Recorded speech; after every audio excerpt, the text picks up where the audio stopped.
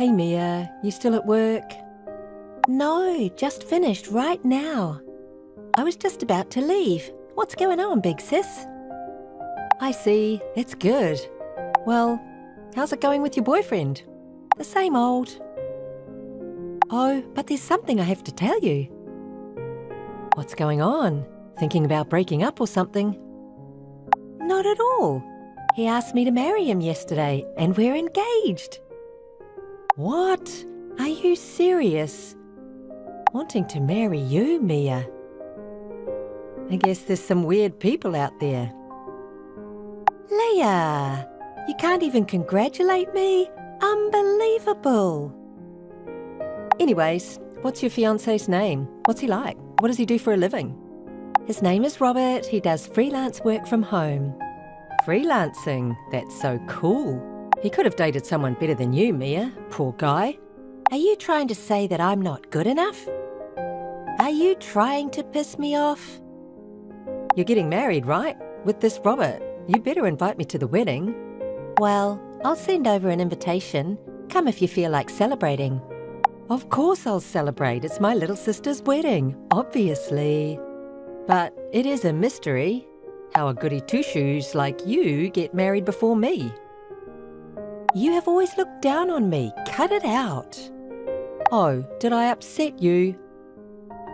You're the little sister. Doesn't it make more sense that I, as the big sister, get priority? Also, I'm prettier and have a more attractive body than you. Wow! It really hasn't changed, this personality of yours. Thank you. Well, I'll be sending over the wedding invitation. Do what you have to do. Alrighty. Well then, bye. Mia. What, Robert? I can't finish packing. What? What have you been doing? I was invited to go out with my friends. Come on, that's not fair to the moving company. You have to learn to prioritise. What are you going to do? Who cares? You can still go out after you've done your packing. What's wrong with having some fun while I'm still single? Robert, can you give me a break? Didn't you cancel the meeting with the wedding planner because you had plans to hang out with your friends? Marriage, moving in, our wedding, and now packing. Can you take it more seriously? Ugh, you're so annoying. Stop nagging me. Let me enjoy the little time I have left of my single life. Let me do what I want to do on my own time. Why are you getting mad at me? Whatever. We have to finish packing, so let's stop fighting. I'll head over right now to help. Yeah, just come over and help. By the way, who are you going to ask for the speech at the wedding? I'm having trouble deciding, but I think I'm going to ask a friend from work. Someone from the office? Yes. How about your older sister? What? Why my sister? Robert, you haven't even met her. Actually, your sister contacted me. What? She got my contact information from your parents. Oh, I see. I'm sorry. That's out of nowhere. There's no reason for you to apologise. Well, it was a surprise at first, but it's no big deal.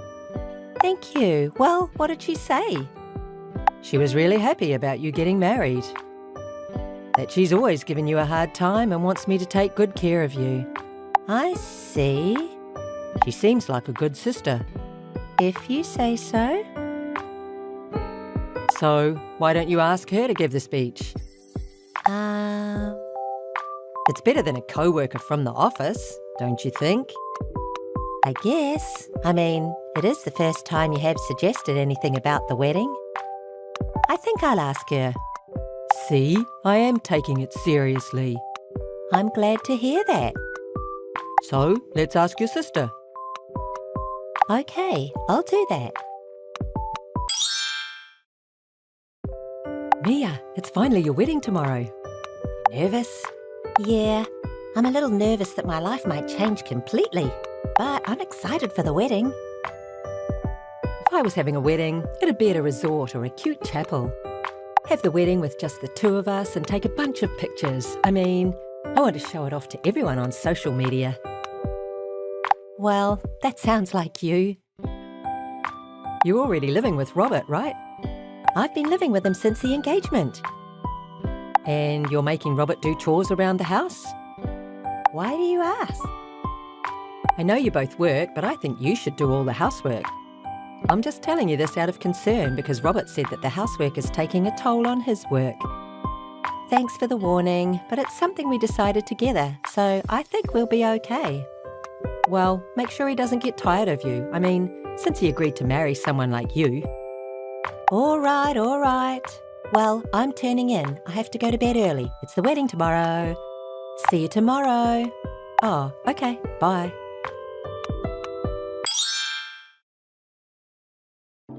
I'm sorry, Mia. What's going on? I can't make it to your wedding. What? Why? The truth is, Robert and I are eloping, and we've decided to get married at a resort. I'm so sorry. What? Are you serious? I'm serious. Thank you, big sis. Huh? Seriously, thank you. I'm so glad. This is like a dream. But how did you get the money to have a wedding? Wait, why are you so happy? Oh, I get it. You're so jealous that you lost your mind. No, not at all. I'm genuinely happy because I knew you guys were having an affair. What? What do you mean? The moment I knew you and Robert were having an affair, I thought of confronting Robert. But I thought if the affair went on, I could break off the engagement. So I pretended not to know. What? What? Why would you do something like that? Robert is selfish and he's all about himself. He barely did anything when we moved in and left everything to me while he went out having fun. And not a single thank you. Even the housework after we agreed to share the chores. He refused to do them since day one. And when I told him to do them, he got mad at me and I ended up doing all the chores. It's just amazing how selfish he is. I wanted to break up with him earlier, but I couldn't because I knew he'd refuse. So, you really saved me. Thank you, Leah. Whatever. What's the big deal? What's the big deal? I think it's very important. I mean, that seems pretty insignificant. If it were me, I'd do all the chores. I mean, isn't that what a housewife does? Housewife? That's not gonna happen. Huh? Why not? Did Robert say you could be a housewife? Well, we haven't discussed it yet. I'll give you a heads up. Robert won't let you be a housewife. What? Well, he asked me to pay $2,000 a month for living expenses. What? Also, since Robert is a freelancer, his monthly income is unstable and he pulls in about $1,000 a month, $1,800 at most. And to top it off, he still has student loans and debts to pay off. Wait a minute. Debts? I haven't heard about any of this. Well, I'm sorry to hear that. I hope you know what's left over on a good month is about $800. He even refused to spare the expense to pay the cost of living and instead spent it on going out and buying things for himself, saying it's his allowance. Do you think someone like that would allow you to become a housewife? Do you think you could live on with that? I only learnt about Robert's spending habit after we started living together. But the only thing that's in our joint bank account that we made for living expenses is my money. Rent, living expenses, all the bills were all coming out of that account. I personally couldn't stand living my life like that. That's a lie. He was always the one paying for our dates. The restaurant bill, the taxi, everything. He said that it was money that he earned. He spent a lot of money on me. That's probably a lie. How can you say that? I'm guessing he probably lied because he was bitter about being thought of as a broke guy. What? Or he was using his leftover money to pay for the dates. I mean, he was secretly using my savings to pay for the times he was short. What the? Seems like he moved on from naggy me to my obedient big sister. But you know, you do make more money than me. So I'm guessing you could take care of him. Good luck. Wait, so he's after my money? I had no idea he was broke. Why didn't you say anything? And really, why did you decide to marry a guy like that? Robert's parents begged me. His parents? Yes, have you met them? No, I haven't. Robert's parents. They still work part-time to make a living. Part-time work? But it's not enough for them. So they thought that if I married their son, he would send money to them. They came pleading. Their plan was to come live with us and make me take care of everything from living expenses to the chores. What the hell? When I found out he was cheating, I was going to break up with him. But his parents said that they wanted a chance before the wedding. Obviously, I wanted to turn it down. Chance? A chance for what? If Robert chose his mistress, they would pay for everything, a cancellation fee for the wedding venue and compensation for the broken marriage. Huh? But Leah, you've always looked down on me, right? So what? So I knew that you would definitely try to get in the way of our marriage. That's why I agreed to hold out until the wedding. It seems like Robert's parents believed him though. But the reality is that he chose you. So, as promised, I need them to pay for the cancellation and the compensation.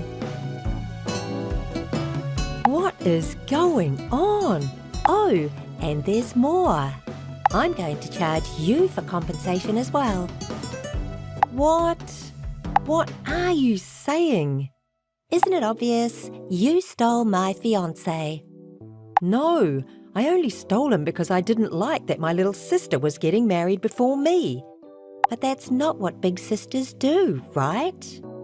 If you really consider me as family, let's go to the lawyer's office right now. But you did too, tricking your own sister. Trick? You made me get a defective product. Wow, a defective product.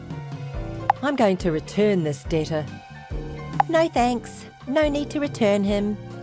I'll still be requesting that compensation, just so you know. Wait a minute, Mia. Well, best of luck. Mia, hold on. Mia. Mia. Mia. Oh, Robert, what's up? Mia, I was so wrong. Ah, that's new. You are capable of apologising. This is no time to joke.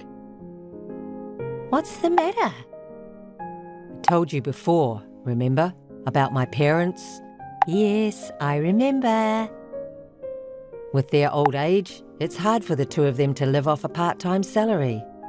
So let's have the wedding like we planned. Then me, you, my parents, the four of us can live together. I love you so much. Oh, I see. Yes, so let's start over, the two of us. Absolutely not. Huh? Definitely not. I never want to get involved with you again. Wait. What? But hey, a broken engagement doesn't look good for either of us. Think about all the invited guests. There's people from your office. Huh? Invited guests? There aren't any. What? None? No one showed up. What? What do you mean? What I mean is, no guests were invited, and the food for the wedding wasn't even arranged. I thought that this would happen, so I told the guests the situation beforehand and told them not to come. What? How? To everyone? Of course, everyone. Apologies, I had to explain the situation about you and my sister. Hold on. There was a possibility I would have showed up to the wedding. There wasn't. Huh? So, let me ask you, do you know where the wedding venue is? That's it. See, and really, the only time you came to a wedding planning meeting was that one time for your tuxedo fitting. Plus, the store you got the fitting from was different from the wedding venue. Knowing you and my sister, I definitely knew you wouldn't show up to the wedding. See, my prediction was spot on, right? I'm sorry. I'm really sorry. I'll never cheat on you again. I'll do the chores around the house. I'll even contribute to our living expenses. Please, forgive me. Please. Too little, too late. What? If you could do that, don't you think you would have done it before? I want to enjoy my single life. Was it? I wish you had spent the time and money on the two of us for our future. I thought I was understanding about your job situation. But every time, you'd recklessly spend money saying it's a treat for yourself, leaving nothing for me. I can't trust someone like that to say anything now. I can't trust you anymore. I've been wanting to break up with you. We're breaking off our engagement, and I will be charging you for compensation and the cancellation fee for the wedding. Hold on. Wait a minute. Oh, and one more thing. The money that I saved up during my single days that you were secretly spending, I will for sure be charging you for that. What? That's impossible. I don't have the money for that. My parents are broke with debt. I have nobody to rely on. You gotta understand, Mia. But you have a new ATM now in the form of my sister. She dumped me earlier. Oh, what a shame. Please, Mia, let's get back together. I told you, no. Why don't you just find someone new to take care of you? At the very least, please pay for the cancellation of the wedding. Huh? And please don't come after me for compensation. What are you saying? Didn't you love me? I don't love you anymore. No, don't say that. Enough. Aren't you the one that chose to do all of this? I'll make sure you take responsibility. Please, forgive me. I will change. So please think about starting over.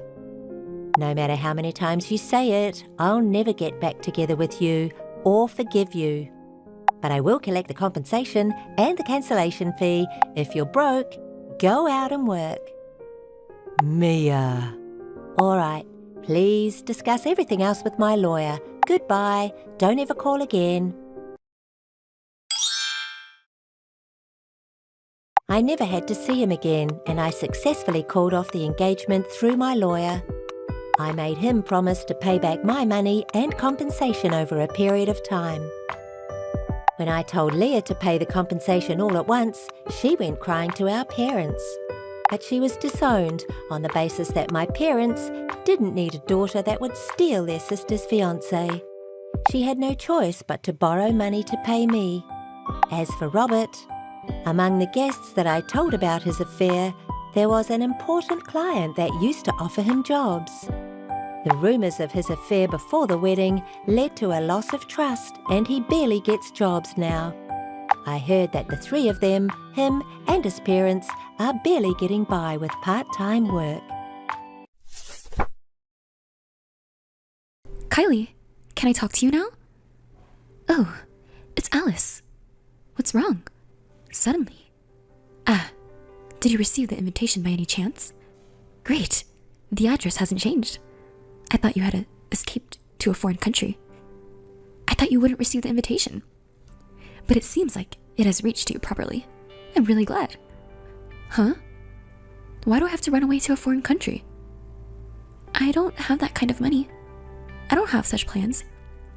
Oh, really? If it were me, I would want to do something like that. Don't compare me to you.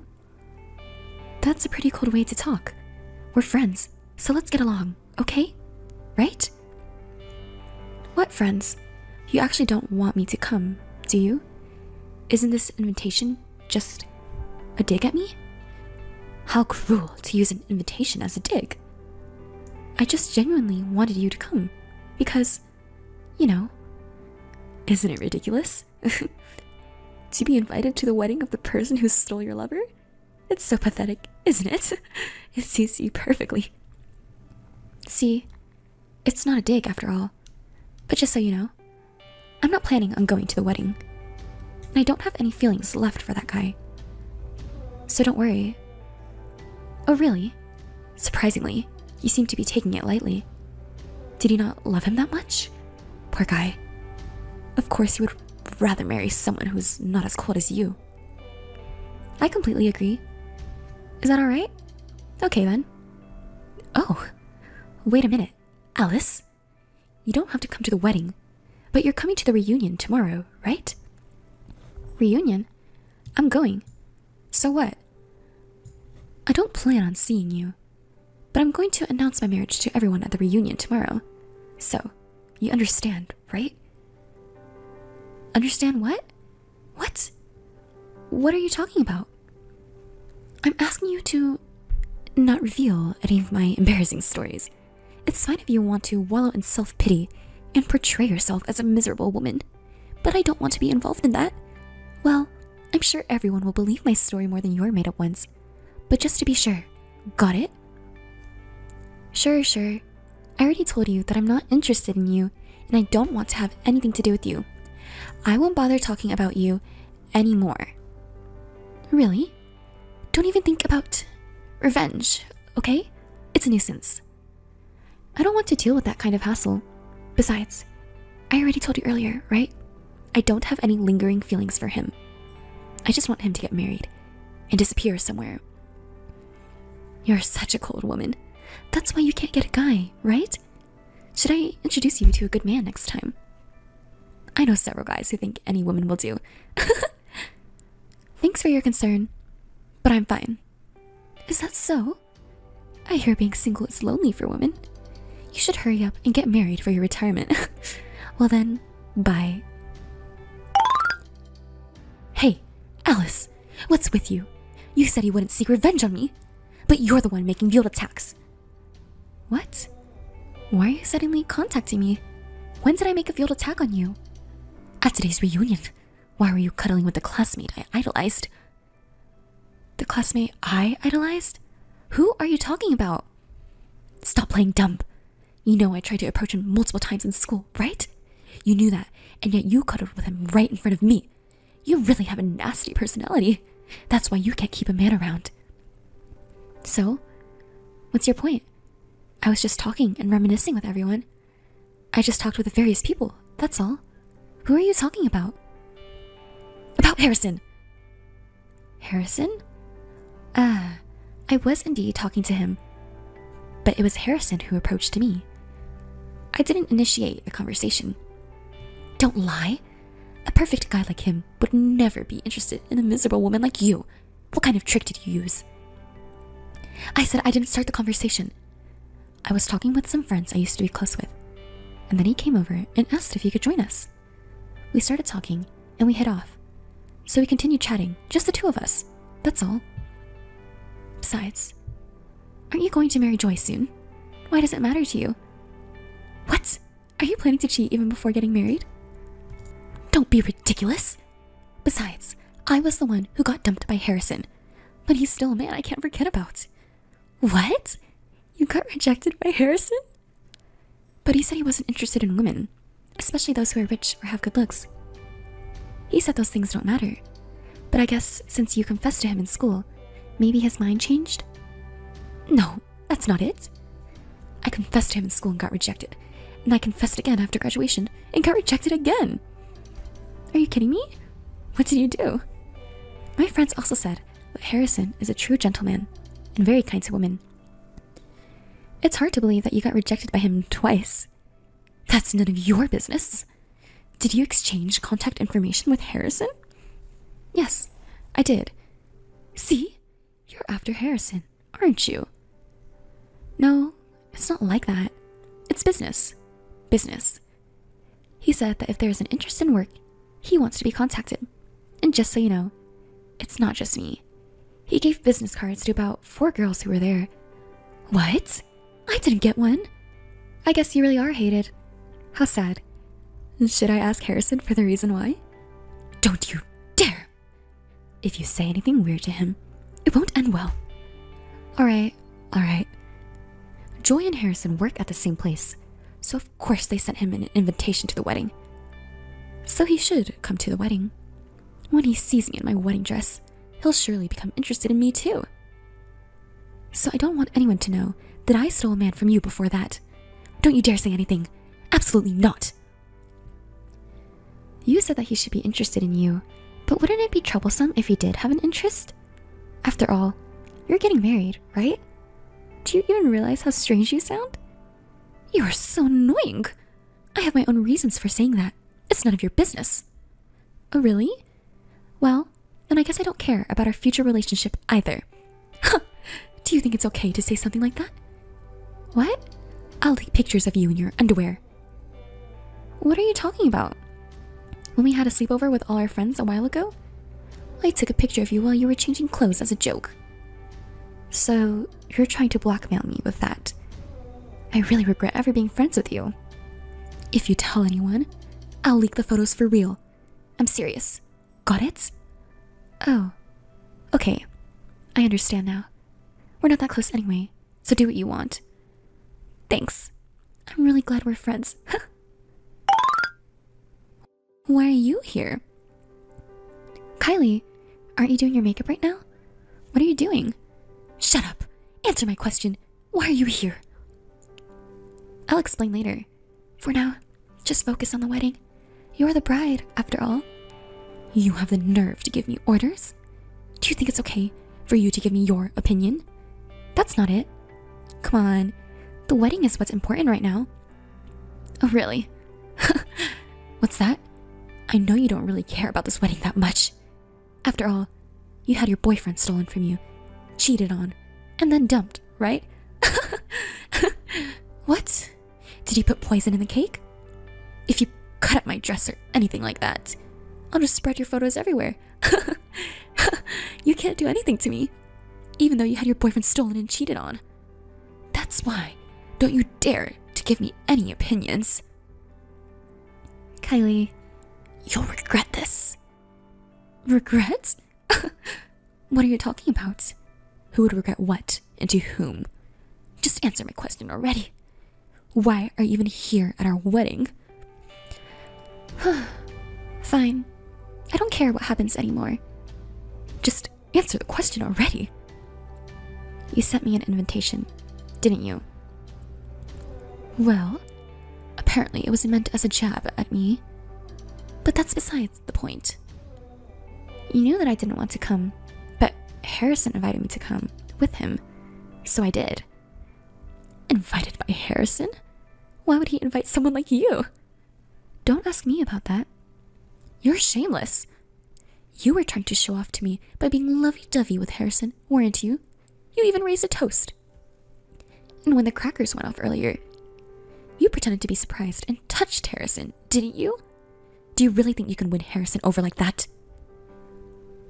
That was just because I was genuinely surprised. I never thought it would make such a loud noise. You misunderstood. Okay. You know that I still have feelings for Harrison, don't you? I told you at the reunion, didn't I?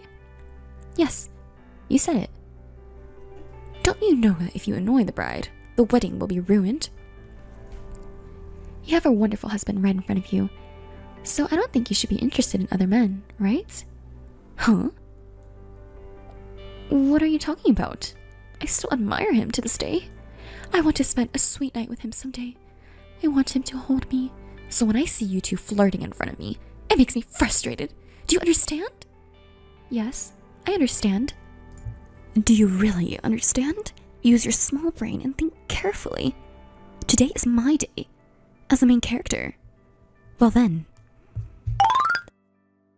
Alice, you really did it this time. I won't forgive you for it. What are you talking about? Is it about you flirting with Harrison? Or is it about our text messages being used as an entertainment at the wedding? Thanks for providing that huge screen, though. Everyone was able to see every single word. No one said anything about it being fake or a harassment scheme that I had orchestrated. Well, of course, in the beginning, there were photos of our good memories. But you called me suddenly when you were changing your dress. So it's not my fault, you know? Do you know what they call it in society? They call it force majeure. So, it's not my fault.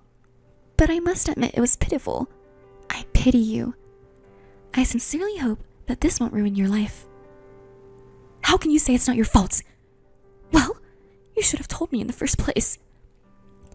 I did tell you. Go back and read the messages properly. I said I would explain later, so focus on the wedding for now. But you went ahead and provoked me with your own assumptions and comments. I thought it was pointless to stop you at that point. So it's all your fault, not mine. Even if you say it was my own doing, I don't think it's fair. Got it? Don't you dare joke around. Because of you, my family was like a funeral. It was the worst. Are you willing to take responsibility for that? Seems like it. Your parents' faces during the message display were pitiful. Your mother was even crying. I couldn't even bring myself to talk to them. Oh, sorry about that. I'm at the after party with my friends now, and they're all eager to hear more about it. They want to hear it from me. So, is it okay if I stop here with my reply? Huh? You're not saying weird things, are you? No. I'm just telling it as it is. Right now, I'm talking about how you got rejected by Harrison, and they're bombarding him with questions like, how did she confess to you? How did you turn her down? What was her face like? Oh well, now the guys know about it too. Poor Harrison. Stop it! Stop the party! I command you to do so. Quickly stop the party. That's impossible, isn't it? How about coming over here and stop the party yourself? Huh. I bet you can't do that though. Don't get ahead of yourself. Fine, I'll go and do it myself. Where are you now? Near the wedding venue. At a bar. Didn't you and Joy used to go there a lot? Oh, but maybe it's better if you don't come now. What? Are you trying to run away? No, that's not it. I've been watching your messages back and forth, and it seems like the party is getting heated. It's like there's a spark coming. What? Oh, come on. What are you going to do about it? You ruined my position. Your stock has fallen since the wedding. Nobody thinks of you as a tragic heroine anymore. Is that so? Oh my, you're quite composed, aren't you? Well, of course. Because Joy doesn't tell me anything. You must trust me and understand that I was deceived by you. Even if he finds out I approached Harrison, he'll forgive me because he loves me so much. Remember, he was just a fling for me, and he dumped you in no time. Let's see. That's good then. But let me tell you one thing. Your mother-in-law, that is, Joy's mother, had a bitter expression on her face. You should talk to her properly. Joy's mother is quite strict, you know? What? My mother-in-law? Huh? I haven't met her. She left in the middle of the ceremony, saying she didn't want to see her face. You should explain yourself quickly, shouldn't you? By the way, Joy is a mama's boy, so if you make an enemy out of his mother, Joy's heart will also drift away from you. Wait a minute. Why didn't you tell me about this earlier? I don't have time to talk to you. Oh, too bad. Everyone was looking forward to seeing you. Well then, good luck, bride-to-be. Bride-to-be. Alice, what should I do now? Why are you ignoring me? Just send me a message already, Alice. What's going on? Did you get scolded by Joy's mother? Well, it's natural to be angry, but it's not that. Joy! Joy? What? Didn't you say that you thought he loved me because he wouldn't get angry? I thought I believed that, but now I feel betrayed. Huh? Joy found out about me approaching Harrison because of the message you exposed. So what? You were hitting on Harrison while being fierce with me. He got really angry and scolded me in a fierce tone. How could you do this to me? What do you mean, how could I do this to you? It's your fault, isn't it? You brought this on yourself. Didn't I warn you during the wedding? You're so annoying. You're responsible for this mess. How can you be so calm? What's wrong with your personality? I don't want to hear it from you, Kylie. So what do you want me to do? Don't tell me you want to persuade Joy or something. No, I don't want that either. I don't want to have anything to do with that man anymore, and I don't want to see him or talk to him. So just give up on trying to persuade me. I wouldn't ask that of you. Joy wouldn't listen to the opinions of the woman he left, so there's no point. Well, that's good to hear. But it's your fault that we're in this situation, so think of some excuses to tell Joy. Why do I have to do that? You're smarter than me, aren't you? Are you going against me? I could post your underwear photos on social media. Again with that. Well, why don't you tell Joy you were two-timing too, weren't you? Since you were dating both of us when you were with me, it's not a lie, right? I think it could be effective, don't you? Oh, that's not a bad idea coming from Alice. Right, I'll do that. You can be a little helpful too, you know? Huh? Wait, don't take it seriously. What are you saying? That's a great excuse. Joy was two-timing too, and on top of that, he dumped the girl he was dating all this time and switched to a new one. Well, yeah? As expected of my friend, you did it. Sorry to say this after suggesting that excuse, but according to that, you're the same, right? Do you understand that? What are you talking about? I just approached Harrison. But I didn't take him from Joy, or anything like that. Joy did much worse things. That's right. Joy has no right to blame me. Yet he was talking so arrogantly to me. Ugh, it's making me angry. Anyway, if you're satisfied with that excuse, then that's fine. Are we done? I'm meeting someone now, so I'm busy and I have to dress up properly. Because I'm not as pretty as you. Oh, is it a guy? Are you trying to steal my boyfriend again? We're not even officially dating yet, but please stop. I don't want to have anything to do with Kylie and Joy anymore. Don't say such mean things. Alice, you and I are close. Hey, what kind of guy is he? I already told you, it's none of your business. Why are you saying such things? Are you actually so unattractive that you can't even introduce anyone to me? Because you got rejected, you're getting desperate and willing to settle for anyone? Please don't do that. You have a good career, even if your looks aren't the best. So try to find a good man who appreciates that. I'm not trying to catch man. He's a very kind and decent person. He just asked me out to dinner, and I don't know what will happen from there. Well, the men who are interested in you must be of low quality, right? Well, good luck trying. Okay, I'll give it a try. Well, I'll do my best. Can you stop dragging me into your drama with you and Joy? I want to find my own happiness, and I can't do that if I'm caught up in your problems. Huh? Why not? Are you saying that seriously? I want to go and find my own happiness, that's all. I won't be happy if I have to deal with all your problems. Well, how about if you marry an ugly guy? Then I can come to the wedding, and I'll even show your lingerie photos as entertainment. Of course, I'll say it was an accident. But seriously, I'm sorry. I got ahead of myself. Who knows if you'll even get married, right? Sorry about that. Please stop involving me in your problems. I beg you. I don't want to be part of it anymore. I refuse. As long as I have those photos of you in your underwear, I can make you my slave, right? What? Well then, see you around, okay?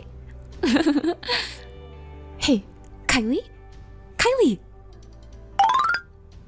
Alice, please help me. I don't know what to do.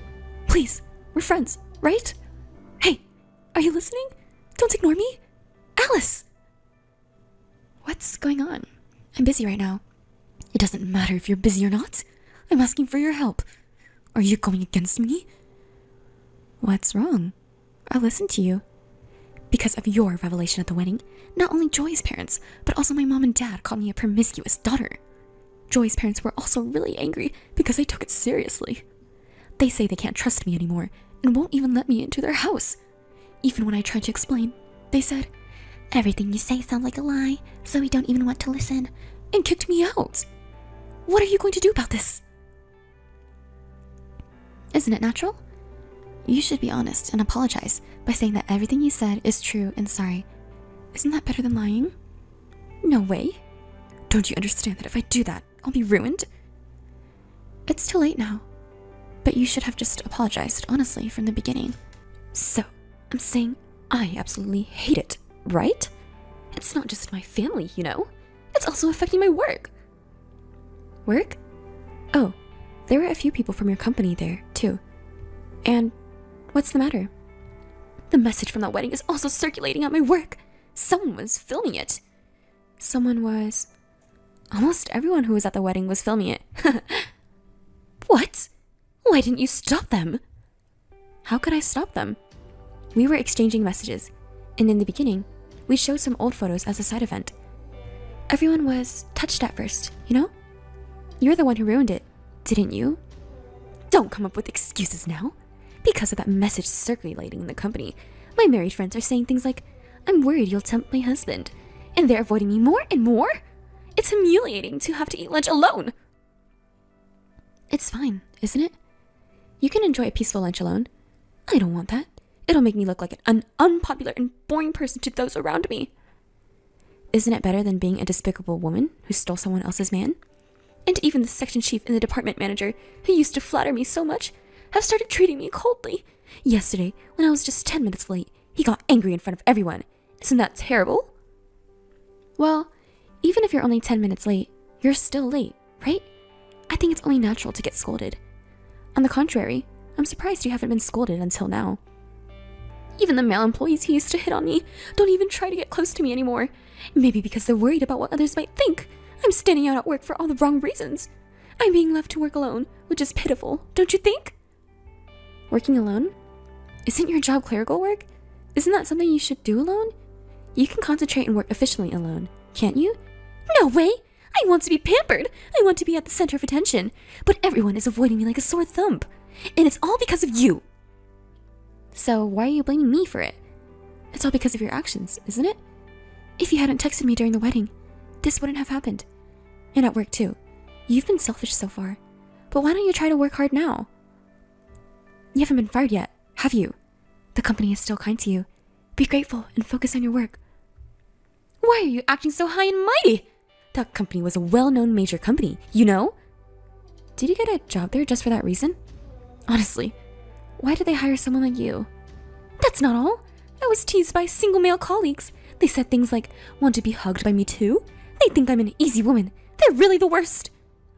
Well, I guess it's understandable that they think that way. After all, you stole your friend's man and even went as far as marrying him. If things get dangerous, you should turn to the police or something. Don't rely on me for help. What? If I do that, I'll just become more of a laughingstock. How about asking for Joy's help then? No way! People from Joy's company were also at that wedding, you know? And the thing with lying was even a topic of conversation at work. Joy was really angry about it.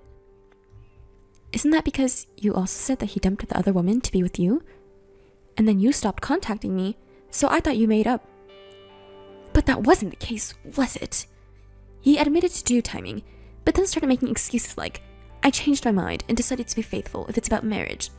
That's just a meaningless excuse, so the fight continued. Well, I guess that's what's expected to happen. Joy is apparently getting criticized by his superiors and colleagues at work too.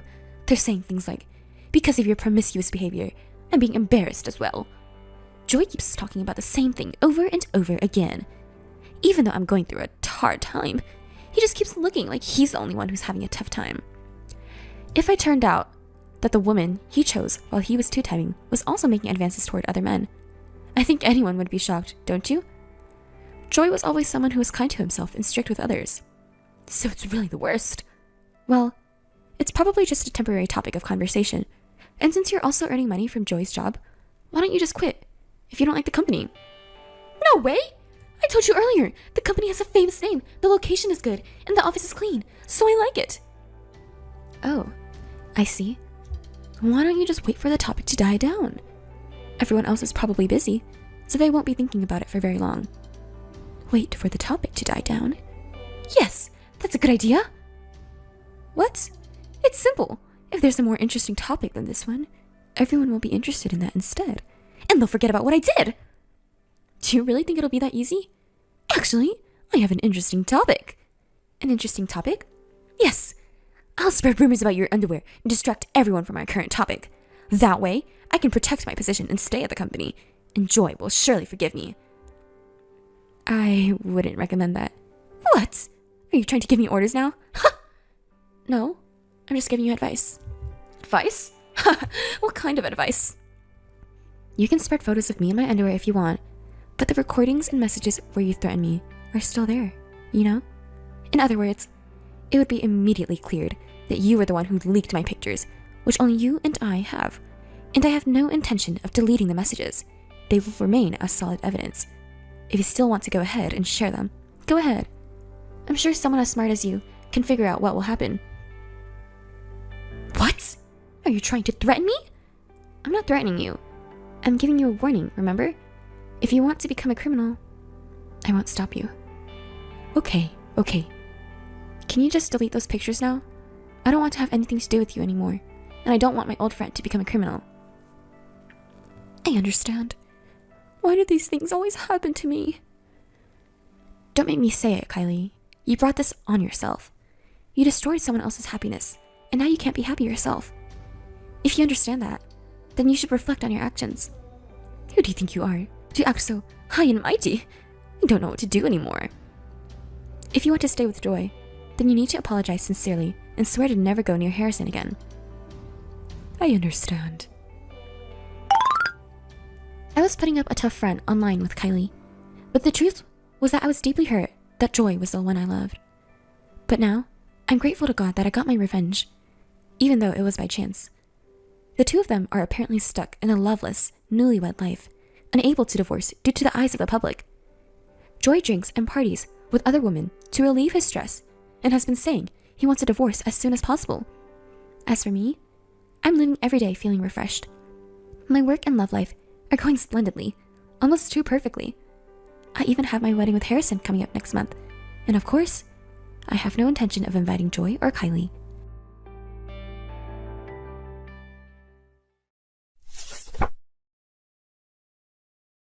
Hey, Maureen!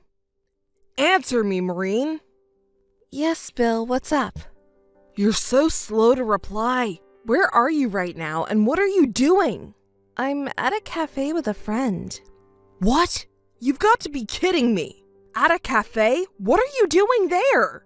Well, taking a break. It's a new cafe in the neighborhood. My friend invited me. Don't mess with me. Come back right now. Why?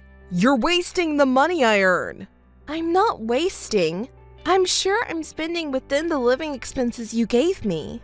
Just because there's some money left over doesn't mean you can use it however you want.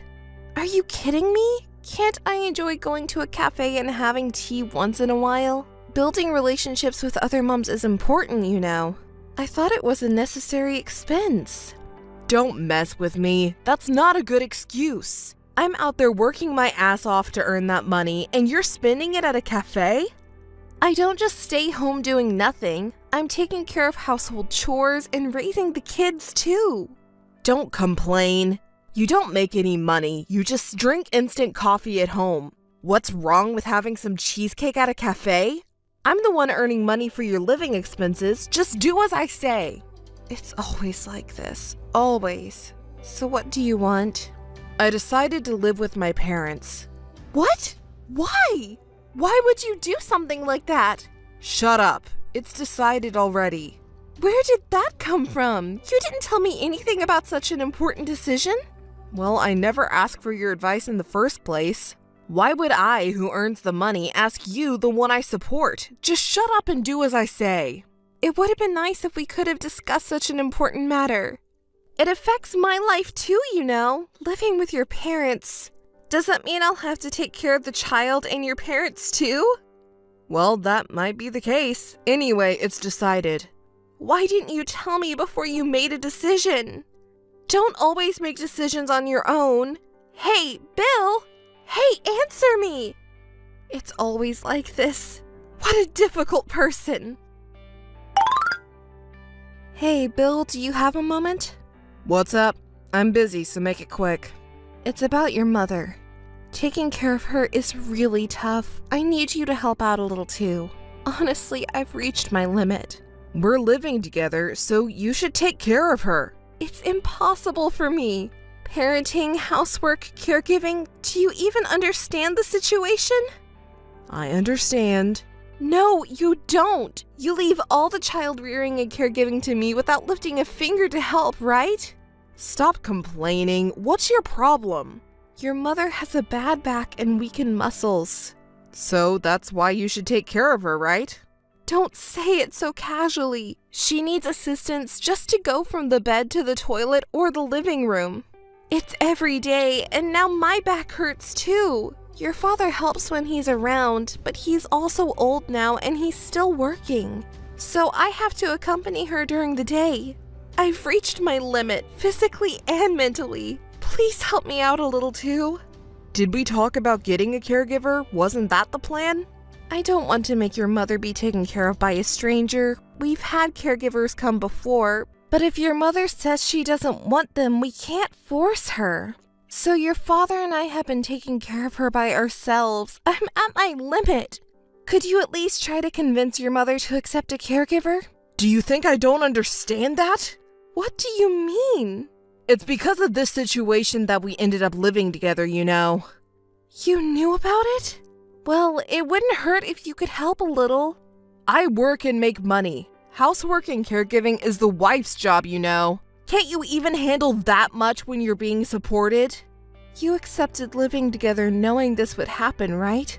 So what? It's fine. I won't oppose your decision. But at least on your days off or after work, can you help with caregiving? No, that's impossible. It will affect my work. Have you seen me taking time off recently? I have a huge workload and I have to work on holidays. You didn't even take parental leave. Can't you take caregiver leave? Shall I try asking the company for help? Don't do something embarrassing. Even if you say that, your father is taking care of your mother while working, right? You're younger and stronger, so I want you to help. My father wants to do it, right? Not because he wants to, he's doing it because he has no choice. Please, just help a little bit. I can't. You married into my family, so can't you understand and accept it? It would be nice if you could at least consider it. Oh, I'm busy with work. Gotta go. Wait! We're not done talking yet. It's always about your convenience. Bill, it's urgent. Your mother collapsed and was taken to the emergency room. I need you to come to the hospital right away. What?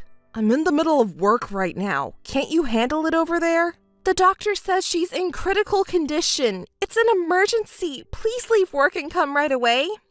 What? My mother? That can't be true. She was just talking fine the other day. Are you serious? Can you come right away? Well, no, I can't. What? It's a matter of life and death. If you miss this opportunity, you may never be able to talk to her again. Please, I'm begging you. If I explain the situation, your boss will understand. It's your own parents' life that's at risk. Just a moment. I'll try asking. I'm sorry, it's still a no. Give up. Give up? Even though your own mother may die, and yet you prioritize work? It's not right as a human being. I didn't intend to marry someone like that. Try leaving early and see if I get fired. Fired? That's impossible. Your own parent is in critical condition. If you explain it properly, they will understand, right? If it's better for me or your father to talk to the company... No. If I do that, I'll lose my job. My company is quite exploitive in some ways. What will my boss say? How are we gonna live if I lose my job? My father can't support us all. Is there really a risk of being fired for such a reason? I don't know much about your company, but anyway, please come to the hospital. It's the last chance to talk to your mother. Yeah. There's no time to hesitate or think. Even if you can't leave work early, please come straight to the hospital without working overtime, okay? Please, I'm begging you. Hey, Bill. It's already 7 o'clock. What are you doing? Work is supposed to be until 6, right? You should be arriving soon, right? Bill, where are you now? When are you planning to arrive here? There's no response. I'm getting worried. Oh well, I'll try contacting the company directly. I know you wouldn't like it, but if your family appeals, they might approve your leave. I'll try negotiating. When I called the company, they said you've already left. What's going on? Where are you right now? If you've already left, that means you're on your way here, right? I'll wait a little longer. Hurry up! Bill! What are you doing and where are you? I've been trying to contact you so many times, but I can't reach you. What's happening? Your mother, she passed away. She wanted to see you. Your father and our son were there when she passed away. We all said goodbye to her. Even if you're busy with work, how could you not come at a time like this? It's not too late even now. Please, I'm begging you, come to the hospital.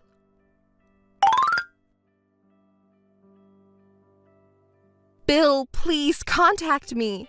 Where are you and what are you doing? We've been waiting at the hospital since your mother passed away. It's been 3 hours already. Please, Bill. We can't stay at the hospital any longer. We have to go back for now. Your father is very tired and there are preparations for the funeral as well. There's been a lot going on. I'm tired too. Our son has fallen asleep as well. I just got home now. I was hoping maybe you would be here. But you're not at home either? Where could you have gone? In such a difficult time, not being able to see your own parent before their death. Could it be?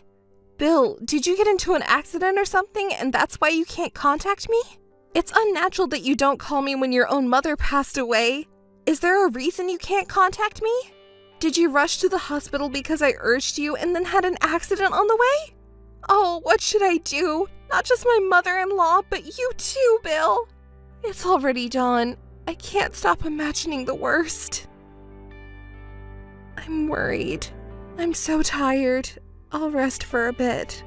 Bill, please be safe.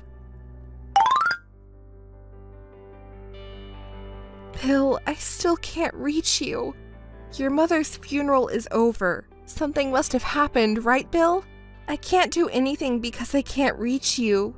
Your father is in shock and weak, and he's taking all the time off work. There's a lot to do. I'll contact you again once things settle down. Please stay safe. Hey, Maureen! Oh, it's Bill.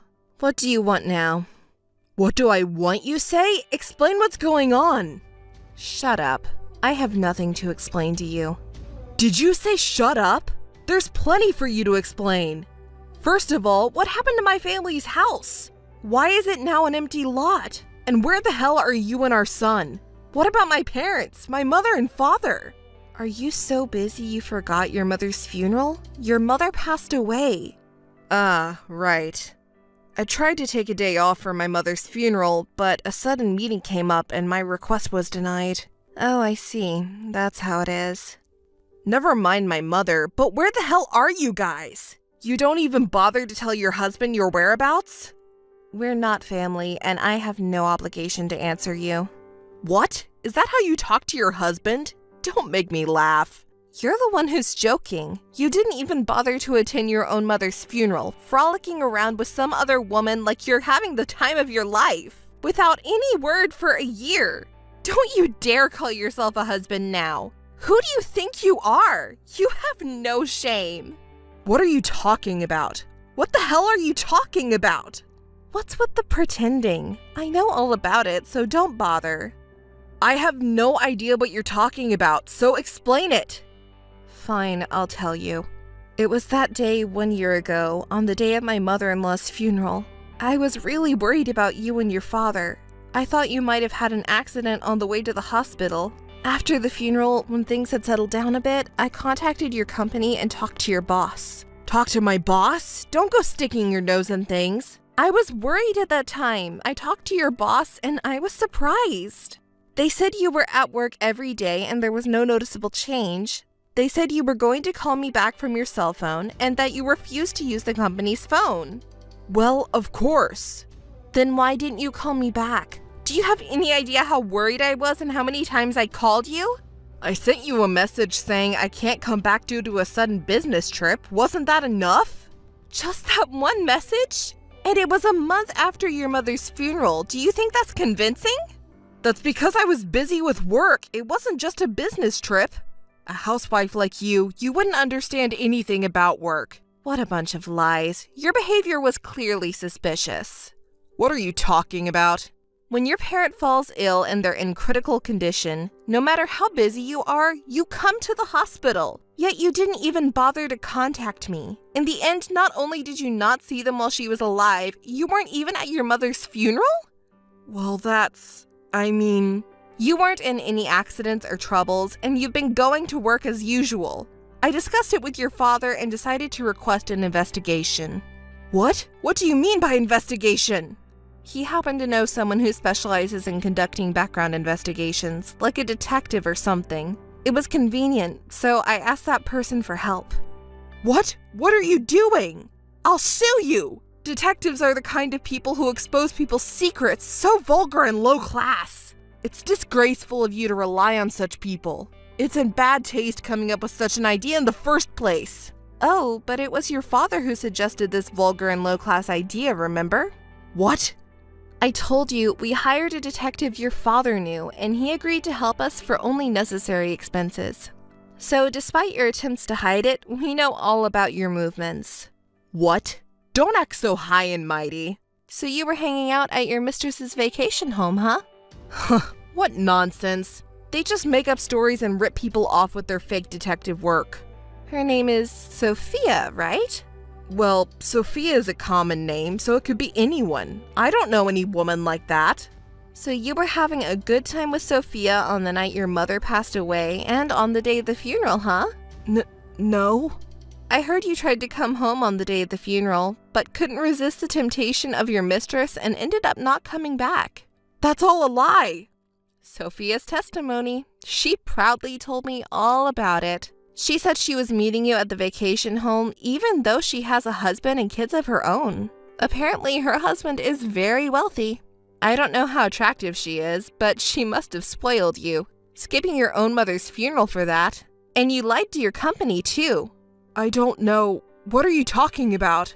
Saying that you were having a fight with me and you were keeping your distance, ignoring my calls on purpose. Your boss probably never thought you were actually commuting from your mistress's place, so he was fooled too, huh? Dishonest people sure are good at lying. Why are you messing around? Are you underestimating me? Hiring a detective to invade your husband's privacy. How petty can you be? I'm appalled. You're the one who created the situation, aren't you? If you had at least said goodbye to your mother, I wouldn't have gone this far, and neither would your father. If it was just a simple affair, your father wouldn't have gone to such extremes. I'm sure I may not have forgiven you.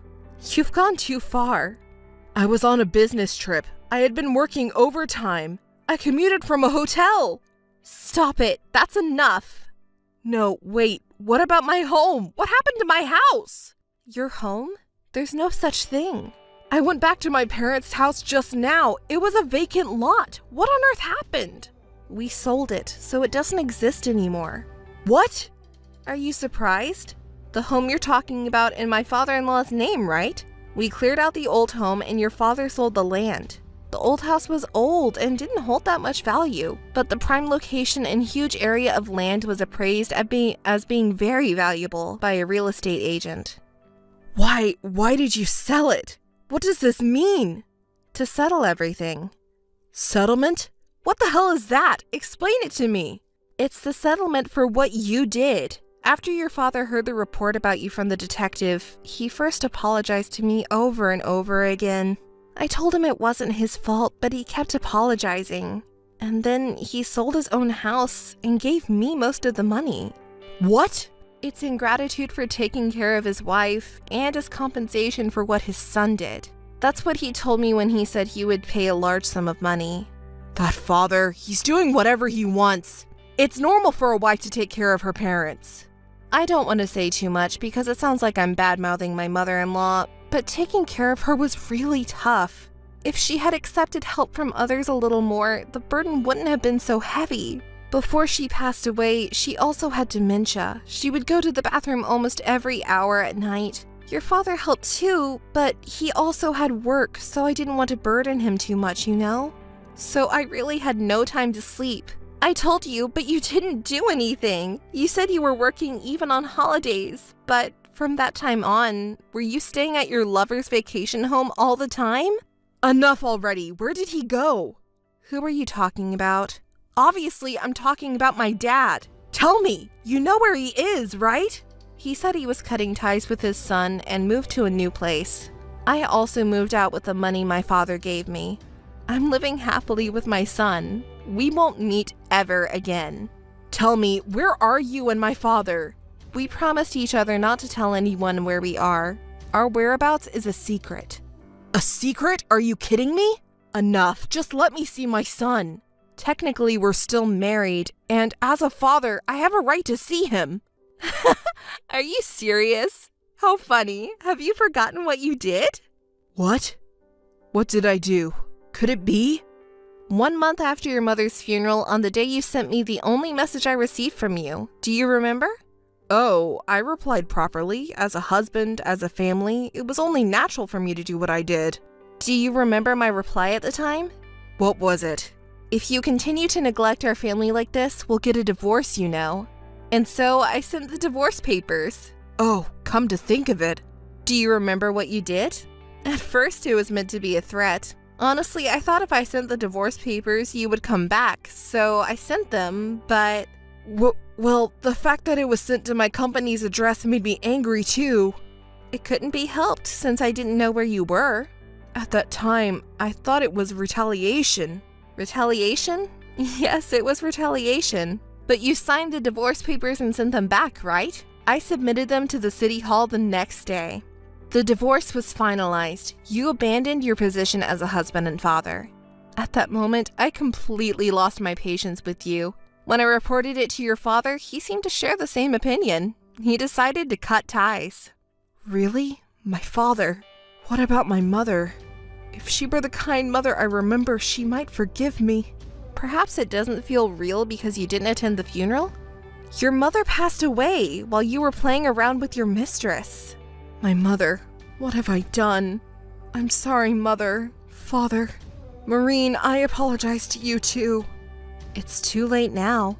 But you've been good to me all this time, haven't you? Please, I'm sorry. I apologize. I want you to forgive me. I really did something terrible to you, and to my father and mother too. I apologize and I want to remarry. I'm sorry, but I don't intend to forgive you. You did something you shouldn't have done. You try to behave modestly, but we can't go back. Be good to Sophia.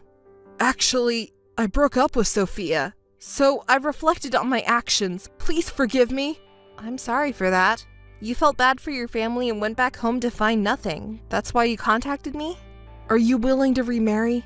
Like I said before, I have no intention of forgiving you. Do you think you might change your mind? No, I don't. You're taking advantage of my modest attitude. If the divorce is finalized, I have no obligation to support you and our son. I'll make sure to get back the living expenses during that time. I haven't received any living expenses from you. Huh? Don't mess with me. My salary has been deposited every month. You've been using that money to live, right? No, I haven't received any money from your bank account since the divorce was finalized. You didn't bother to check on that until now? Your wealthy lover must have been indulging you in luxury, huh? I see now why you prioritized your lover over your mother's funeral. That doesn't matter. If we're getting divorced, there are plenty of things we can discuss. If you neglect this, you'll end up losing out. Let's meet and talk once more. About child support and compensation. I don't need them. What? There's no way you don't need them, considering how much it costs to raise a child. I've received more than enough from your father. The amount you can get from selling your family's house is probably nothing compared to it. Or will it be enough to support our son? I've received more than you think. But more than that, I don't want to see you ever again. So that's it for us. Goodbye. Hey, wait. Don't contact me again. It's just a waste of time for both of us. I'm deleting your contact information. Since then, I haven't had any contact with him. Even if I wanted to, I couldn't because we don't know each other's whereabouts. I have a good relationship with my father-in-law. I hear about his well-being, and occasionally he meets our son. My father-in-law is a good person and smart too. He seems to be managing well with the help of people around him. He's crazy about his grandson and buys him lots of toys every time we meet. I'm happy about it. And about Bill, honestly, I don't care about him and don't want to know anything about him. But my father-in-law seems to be curious, so he had a detective investigate. The conclusion is quite funny. His mistress, was her name Sophia? Her husband found out and it turned into a big mess. Bill said he broke up with his mistress, but in reality, it seems he ran away. When the husband found out about her infidelity, he got furious. He was quite upset. He seems to be the president of a big company, and he can be scary when angry. He found out that Sophia was using the villa for Bill and spending money like water, and now it's turned into a legal issue. It seems the blame is being placed on Bill because Sophia can't take responsibility. So Bill fled to his parents' house and then came running back to me. Did he think he could get help from me? After neglecting our family for a whole year, he suddenly wants to come back because things got tough. That's too bad, isn't it? I can't help but laugh when I imagine him being chased by Sophia and her husband, and he's desperately running away. It's hilarious.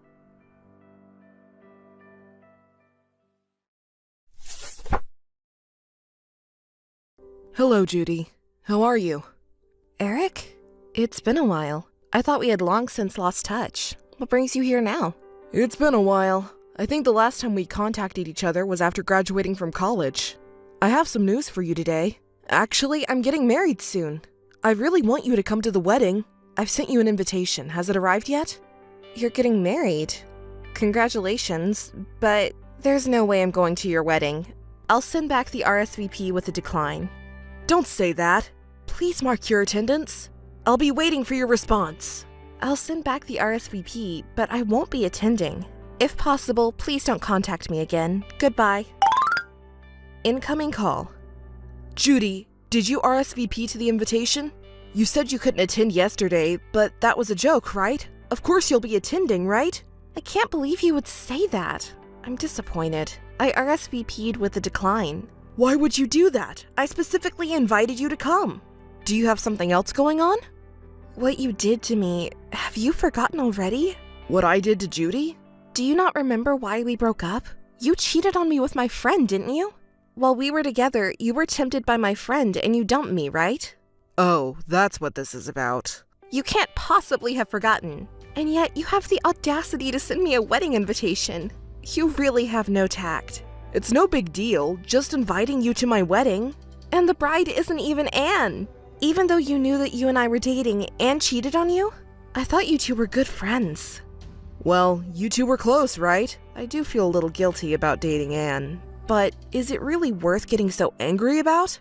I haven't forgiven the two of you yet, and I have no intention of forgiving you in the future. There's no way I'm attending your wedding. I can't offer my congratulations. Absolutely not. What are you even thinking? Okay. That's all in the past, isn't it? How long are you going to hold on to this? Just forget about it. I can't forget about it, you know. I lost both a boyfriend and a friend I trusted. I was deeply hurt by being betrayed by both of them. Oh, sorry. I apologize, so please forgive me. You don't even seem sorry enough to forget about it. You don't even have the intention to apologize, right? Even if you apologize, it's the same. I won't forgive you. Okay, calm down. But anyways, listen to me instead.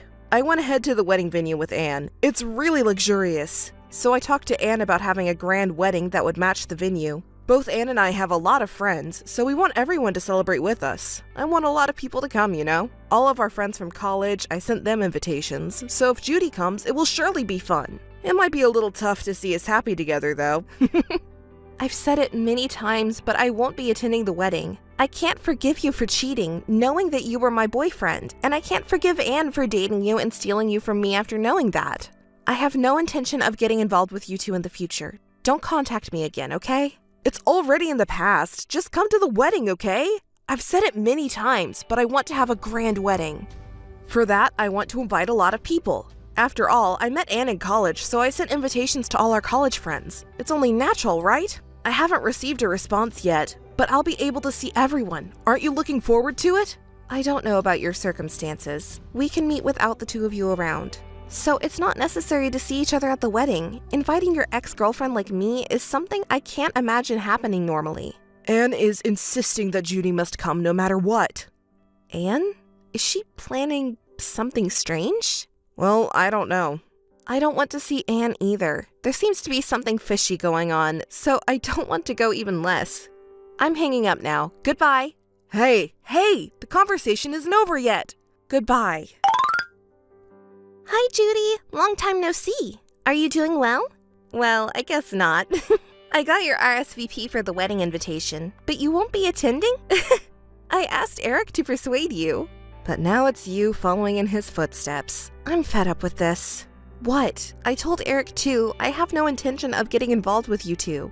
Hey, first of all, congratulations on our wedding, right? Celebrate our happiness. Your friend is getting married. I don't consider you as my friend anymore. I think you two are the worst. I can't even congratulate you. Stop saying such horrible things. Well then, you don't have to think of us as friends either. Please come to the wedding, otherwise my plan will be ruined.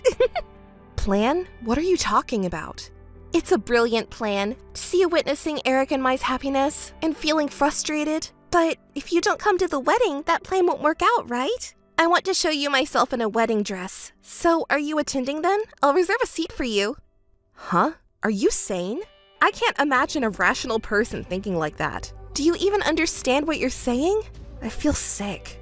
I feel nauseous. I don't even feel angry. What is this plan of yours? Did you see the invitation? Don't you think the venue is gorgeous? At that luxurious wedding venue, surrounded by numerous guest blessings, I will spend a happy day. I will flaunt that sight in front of you, and you will feel ashamed of your actions, fall to your knees and reflect. Imagine it, how miserable you will be. Isn't it a great plan? Reflect? On what? What should I reflect on? I wonder what actions I should feel ashamed of. I think you and Eric should be the ones reflecting, though. Huh? Don't you have any idea? Oh, did you forget that I married Eric and it shocked you? Oops, my bad. But you know, Eric chose me over you because I'm cuter than you. And he said being with you is boring. Poor Judy. Well, I really don't understand what you're saying. Can you explain it to me in a way I can understand? You don't get it? Wow, I didn't think you were that dumb. All right, I'll explain it to you. You see, back in college we were friends, right? Until you cheated with Eric, that is. I thought we were good friends. Well, we were friends, but I actually didn't like you all that much. Is that so? Then why did we hang out together? You were just a supporting role for me. That's why I hung out with you. Otherwise, I wouldn't have become friends with someone like you. A supporting role? Did you really think such cruel things? I was just pretending to be close to you, and you ugly thing. I thought men would dote on me. For that reason. But it turned out to be different. They were all seemingly clueless guys who went after you. There's no reason for them to choose you over me, considering I'm cuter.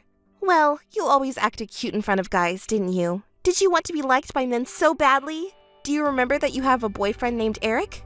Are you not fabricating memories? I don't recall ever acting cute in front of guys. Really now? Weren't you desperate to be liked by men? Yet, when approached by men, you would say things like, that person's personality is a bit off, or they're not my type. Weren't you picky with men? It was so unpleasant. What an arrogant woman you are, Judy. I don't do such vulgar things like being picky with men. And besides, all the men went towards me because you treated the boys so poorly. Everyone was saying that Anne is cute but has a harsh personality. I even tried to defend you, saying that's not true, Anne is a kind girl. But looking back now, I didn't need to do that. What are you talking about? I'm not the one at fault here. It's all the men's fault for being fooled by someone like you who pretends to be innocent, when in reality you're a self-centered woman who likes men. So, I thought I would make you reflect on your actions. If someone doesn't do it, you'll never understand, right? That's why I planned it all out. A woman who manipulates men around her deserves to be punished, don't you think?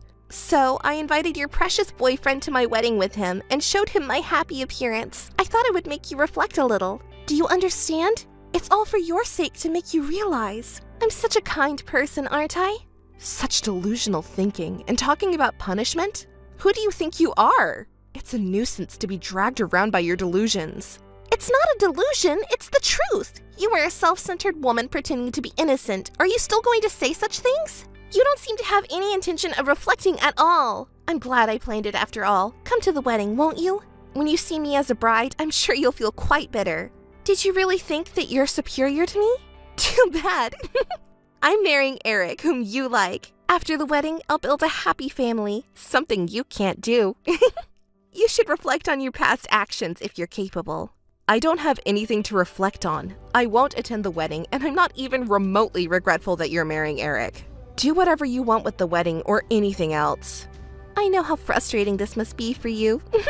Well, to be honest, I never had any intention of marrying Eric or having a shotgun wedding. I feel a little sorry for Judy, though. Eric says I'm better than you and that he'll make me happy. Jealous, aren't you? After all, you won't be able to marry anyone.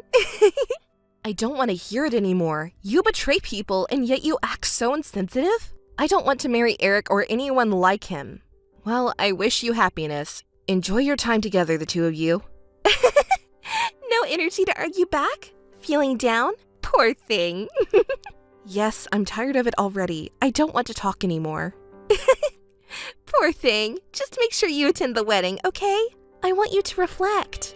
Listen, Anne, I'll say it again and again. I have no intention of attending the wedding. Can't you at least admit that? I see. Even after saying all this, you still won't attend. But at least now you understand what kind of actions you've taken in the past. It's a pity you won't be able to attend the wedding, but in terms of prompting reflection, it's a success. Maybe you're right. Yes, that's true. If you can't come, at least prepare a congratulatory message, even just one. You can explain all the foolish things you've done in the past and how wonderful of a couple we are. Come up with an impressive message befitting a grand wedding. Think about it. Incoming call. Incoming call. Hey! Incoming call. Pick up the phone! Don't keep calling me multiple times. You're being persistent. I don't want to be involved with you anymore. How many times do I have to say it to get through to you? I don't care about such things. What are you even doing for me? I'm busy, so stop it. Answer my question. Why did you send me that? It's ruining the wedding. Oh, come to think of it, today was the wedding, right? Congratulations. Did everyone get to see our happy face? As if I would ever think that. What was that movie about? I'm glad it arrived safely. How was my message in the movie? Huh? Did it move you? I won't be moved by it at all. You embarrassed me. Sending something like that. What were you thinking? It's because you pressured me to prepare a congratulatory message to let all the guests know what kind of foolish things you've done in the past and what an amazing couple you are. I worked together with everyone to create it. Don't joke around. You ruined the wedding. And besides, what do you mean by work together with everyone? Explain! You invited some of our college friends, right? Did anyone attend? None of our friends attended. Did you do something? I'm sure you did something. Did you threaten everyone not to come?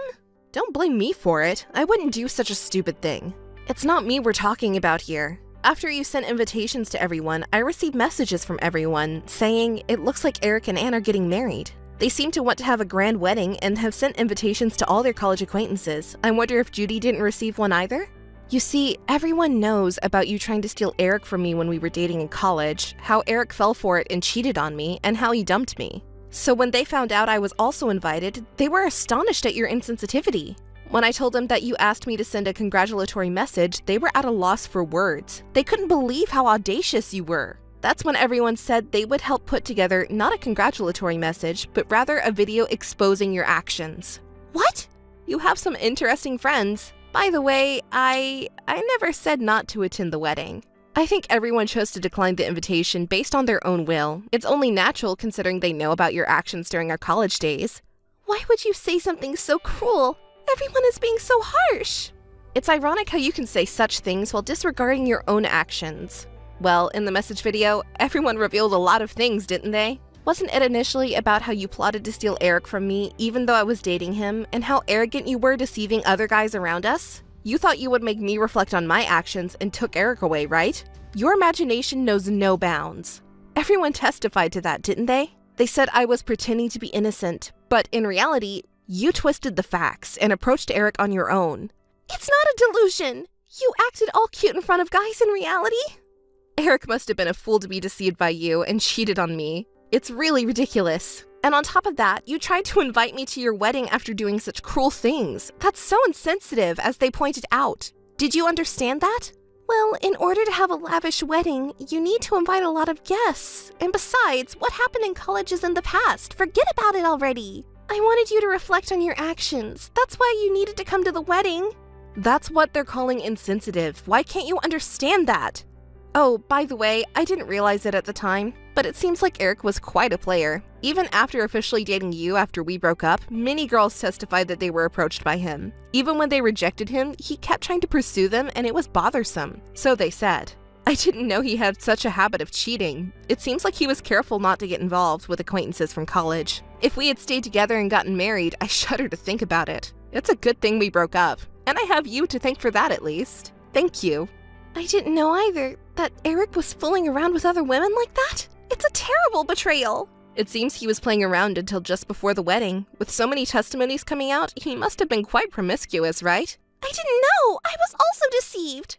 Well, Eric's story was also awful, but so were you. You caused trouble for many people just like me by being an arrogant woman and making baseless accusations. These were testimonies that said they received one-sided harassment from you. It wasn't just baseless accusations, there were legitimate reasons for it. Maybe the problem was on your end? By the way, there were quite a lot of people who were affected by you guys, huh? Thanks to that, I never ran out of material for my movie. Thank you. Editing was tough, but I'm happy to see that people got to see it. I'm sure everyone who helped is also happy. You're so noisy! I didn't want to see that kind of thing. I heard that there would be a surprise movie, and I was so excited. I was planning to introduce you guys in a positive way, but it turned out like that. It's not my responsibility, right? I heard from friends who attended the wedding that you guys were making a fuss like, stop, stop, during the movie. It was a message movie that we all made with effort. Your parents and other guests must have been surprised, knowing that the bride and groom are such terrible people. Please stop it already. Thanks to that movie, the wedding was ruined, and then Eric's parents told me we didn't think our son would marry such a girl. Eric may be at fault too, but please pretend this marriage never happened. The whole wedding is on the verge of being canceled. My parents also said don't marry such a man. Eric is also hurt. He hasn't said a word to me since the wedding ended. Can you understand our feelings? I don't want to understand. I don't want to think about it. What kind of cruel woman are you? Take responsibility. Yes, you're right. Since the wedding was ruined, you need to compensate us. Pay for the wedding expenses, and we'll also charge you for damages. I'll make sure to bill everyone involved in that movie. I refuse. Why do we have to pay? Because your movie completely ruined our wedding. Marriage is about to disappear. Of course, right? That you take responsibility and pay for all the expenses we incurred. I already told you, I refuse. Why don't you worry about yourself instead? What if you were sued for your actions so far? It must be tough, right? How many people have you harassed in the past? Just by saying you're making a movie, you've gathered quite a number of victims, you know? What will you do if everyone sues you? Well, that's... In fact, you might end up being sued instead. And, besides harassment, you boasted about shoplifting, haven't you? You probably have many other shady things you're hiding, aren't you? Are you really okay? Well... And if Eric's parents are against the marriage, they might sue you too. But Eric promised to make me happy. Now that they've seen your true nature, they might want to retract their support. Do you understand? You've caused a lot of trouble for those around you all this time, even if you didn't realize it. No matter how much you want something, you shouldn't take what belongs to others. You shouldn't harass others based on your assumptions. You don't even understand such basic things, do you? It should be a valuable lesson for you. You should change your behavior from now on. Like that? If you understand, then never bother me again. If you do that, I won't demand compensation from you, I won't report your past crimes, and I'll even delete the movie. How about that? Understood. Don't contact me anymore. I'm cutting you off. Hey, Judy? Hey, listen, don't ignore me. Eric's gone. Hey, do you know where he is? Answer me. Ugh, You really can't understand my words, can you? Didn't we promise not to get involved with each other anymore? And didn't we promise to keep the past in silence? Can't you even understand something as simple as that? Can I sue you? That's not the point. The day after the wedding, Eric disappeared. Do you know where he is? Do you have any idea? I wouldn't know where he is. Why are you asking me? I'm asking not only you, but everyone else too. But nobody gives me any answers. Are they all hiding Eric? Where could he have gone? He doesn't answer his phone, and my messages remain unread. I wonder if he ran away because you asked for compensation as a condition for marriage. How do you know about that? I heard from a friend who attended your wedding. After watching that video, I found out that Eric had been involved with someone other than me. You were apparently quite angry about the fact that he was fooling around until right before the wedding. Well, it's only natural to be angry. I was betrayed, so it's only expected, right? And you too were accused of various wrongdoings in that video. But you seem to have turned a blind eye and confronted him. Did Eric say anything? I remember him saying that he didn't think you were that kind of woman. But what I did was just a little thing, right? I don't think it's something to worry about. Instead of that, Eric should want to marry me more than you, so I'm willing to forgive his infidelity if he pays compensation for his betrayal. It's not strange at all, is it? I'll say I'm marrying him, so he should be happy, right? Why is he running away? This is strange. My head hurts. Maybe Eric is already with one of the other girls he's close to. Just like me, being abandoned by you. That's impossible. There's no way I could be abandoned. Anyway, don't get involved with me anymore. No, tell me Eric's whereabouts. If you really don't know where he is, you could search for him together. We were friends, right? I'm saying I don't know. You're really persistent. How many times do I have to tell you not to get involved with me? If you contact me again, I'll have my husband take legal action. What?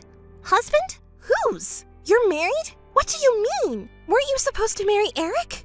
When did that happen? I never wanted to marry Eric. I'm already married to someone else and we have children. What? I didn't know.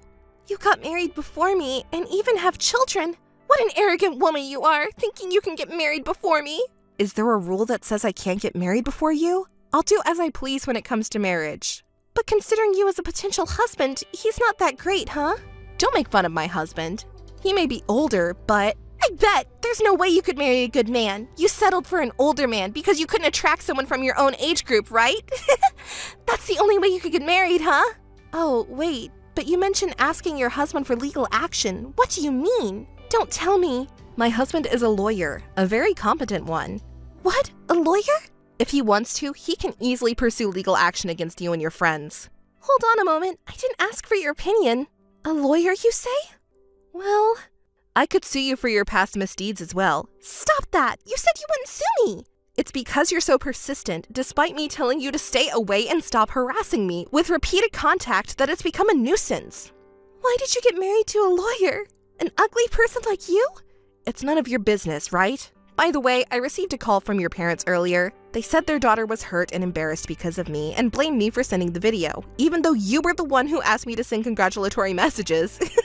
I told them that it was a collaborative effort with everyone, but they fell silent.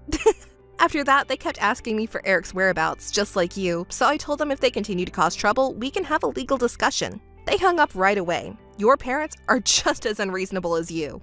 Why do I have to go through all this? I just wanted you, arrogant Judy, to reflect on your actions a little. It's all just your self-centered delusion, though. I don't even know if I can get married, and yet Judy is already married to a lawyer and has children. Why is that? Poor me. Is it over now? I have nothing more to say to you. Wait! Yes, I just came up with a good idea. Judy, if your husband is a lawyer, then help me get compensation from Eric. I want to get married too. Give me a hand. If your husband is a lawyer, he can handle it, right? Find Eric and claim compensation. Of course, you and I are friends, so you won't charge me any fees, right? Or if Eric is found, I'll make him pay for it. What are you talking about? I'm truly disgusted. Do you really think I'll help you? Do you not remember what you did to me with that video? You're not even reflecting on anything at this point. I don't understand. I have no intention of helping you. I'm sure if you ask anyone else, they'll say the same thing as me. That's right, help me! I hate it. Why don't you try asking someone else for help? Just try asking for help from someone else as an experiment. Oh, but even if Eric is gone, no one will respond, right? Well, it might be impossible then. Please, I beg you, help me find Eric. We used to be friends, right? Did you forget about that? It's true that we had good times together, but I was just a pawn for you to use, remember? You were just pretending to be friends with me. We were never friends to begin with. I'll delete your contact information too. Don't ever contact me again. If you try to contact me again, I'll really have my husband press charges against you. Hey, please, help me, I'm begging you. Your husband is a lawyer, right? Please cooperate. Hey, I'm begging you, don't ignore me. Anne desperately searched for Eric, but he was never found. She was ignored by Judy and pleaded with other friends for help, but as Judy had said, no one lent a hand. And so, Anne and Eric's marriage effectively fell apart. Anne played the role of the tragic heroine abandoned by her husband, but those around her who knew the truth were incredibly cold. No one sympathized with Anne. A few years later, she met a new man and thought it was a fateful encounter, but he turned out to be a fraud. Without realizing it, Anne was swindled out of all her remaining assets. Now, it seems she quietly lives with her parents.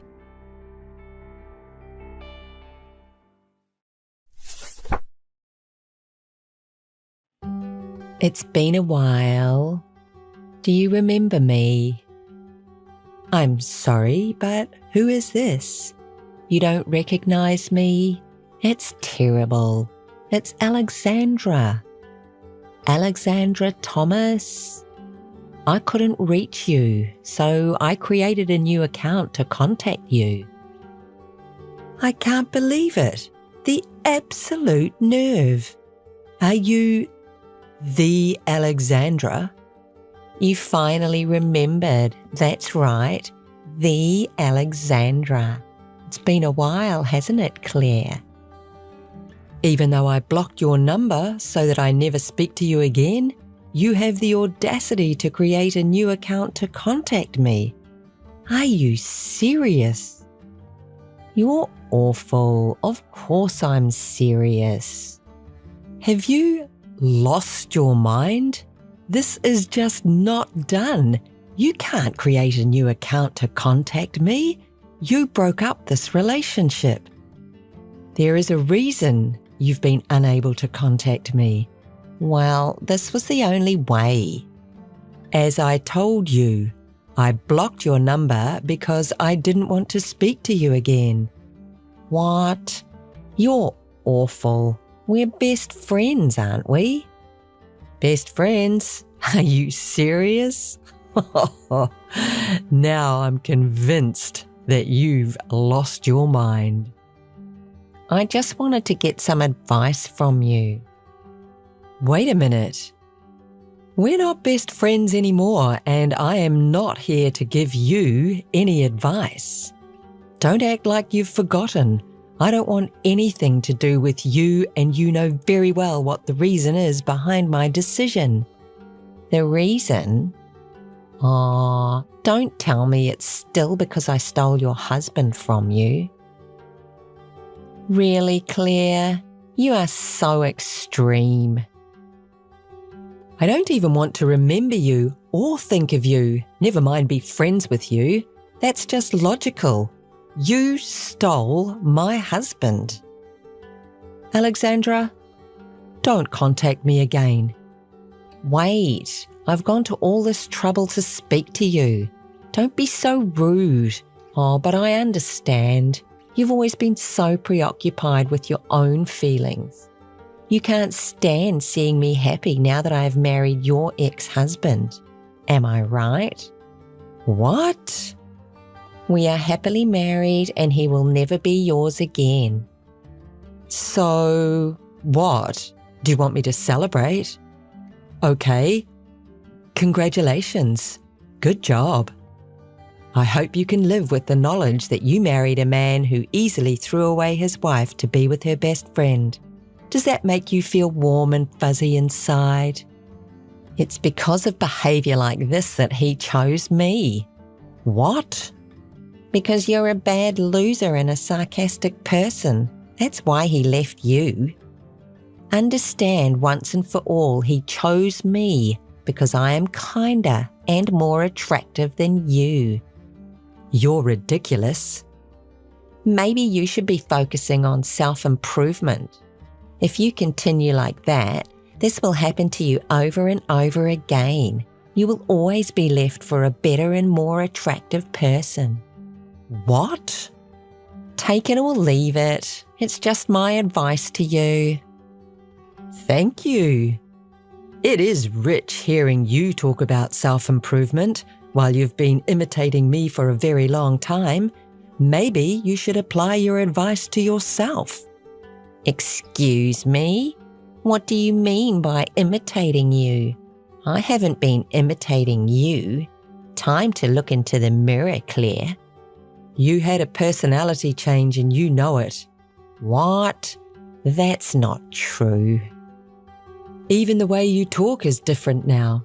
You imitate everything I do, the way I dress, my hairstyle, the way I talk. Finally, you went as far as stealing my husband. We're in love with the same man and he chose me. Don't try and make excuses for what you've done. It's very tiring to talk with you. Anyway, your ex-husband just realised that I'm better than you after he married you. Then he fell in love with me, and I can't blame him. Just look at me. And then he divorced you. I am not the one at fault here. But because you charge us alimony, we don't have money. Wait, so you contacted me to talk about money? How stupid. It's your fault you had an affair. So it's just natural to charge you alimony. Well, now that you have all our money, can you not help us out? What? Are you serious? Are you crazy? You brought this on yourself. Please don't say such unkind things. Hear me out.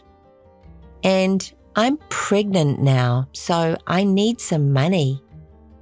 Pregnant? Your pregnancy is none of my business.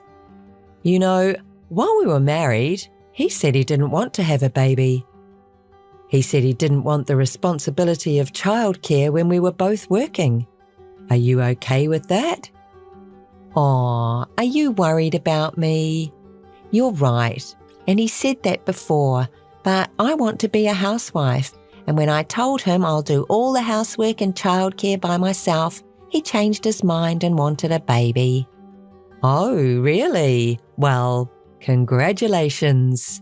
But you said that you want to be a housewife, right?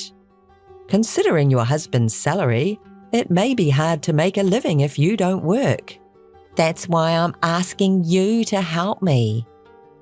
How many times do I have to tell you that I'm not going to help you? But we're best friends, right? No, we're not. We're strangers. Also, James is your ex-husband, right? And you earn well, so you have enough reason to help us. Just stop. Listen to me. Oh, I have an idea. What about the three of us living together? We're just like a family, so isn't it a good idea? Are you serious? I can't understand the way you think. Now the decision has been made. We'll move into your house. We have to go through the formalities and pack our things quickly.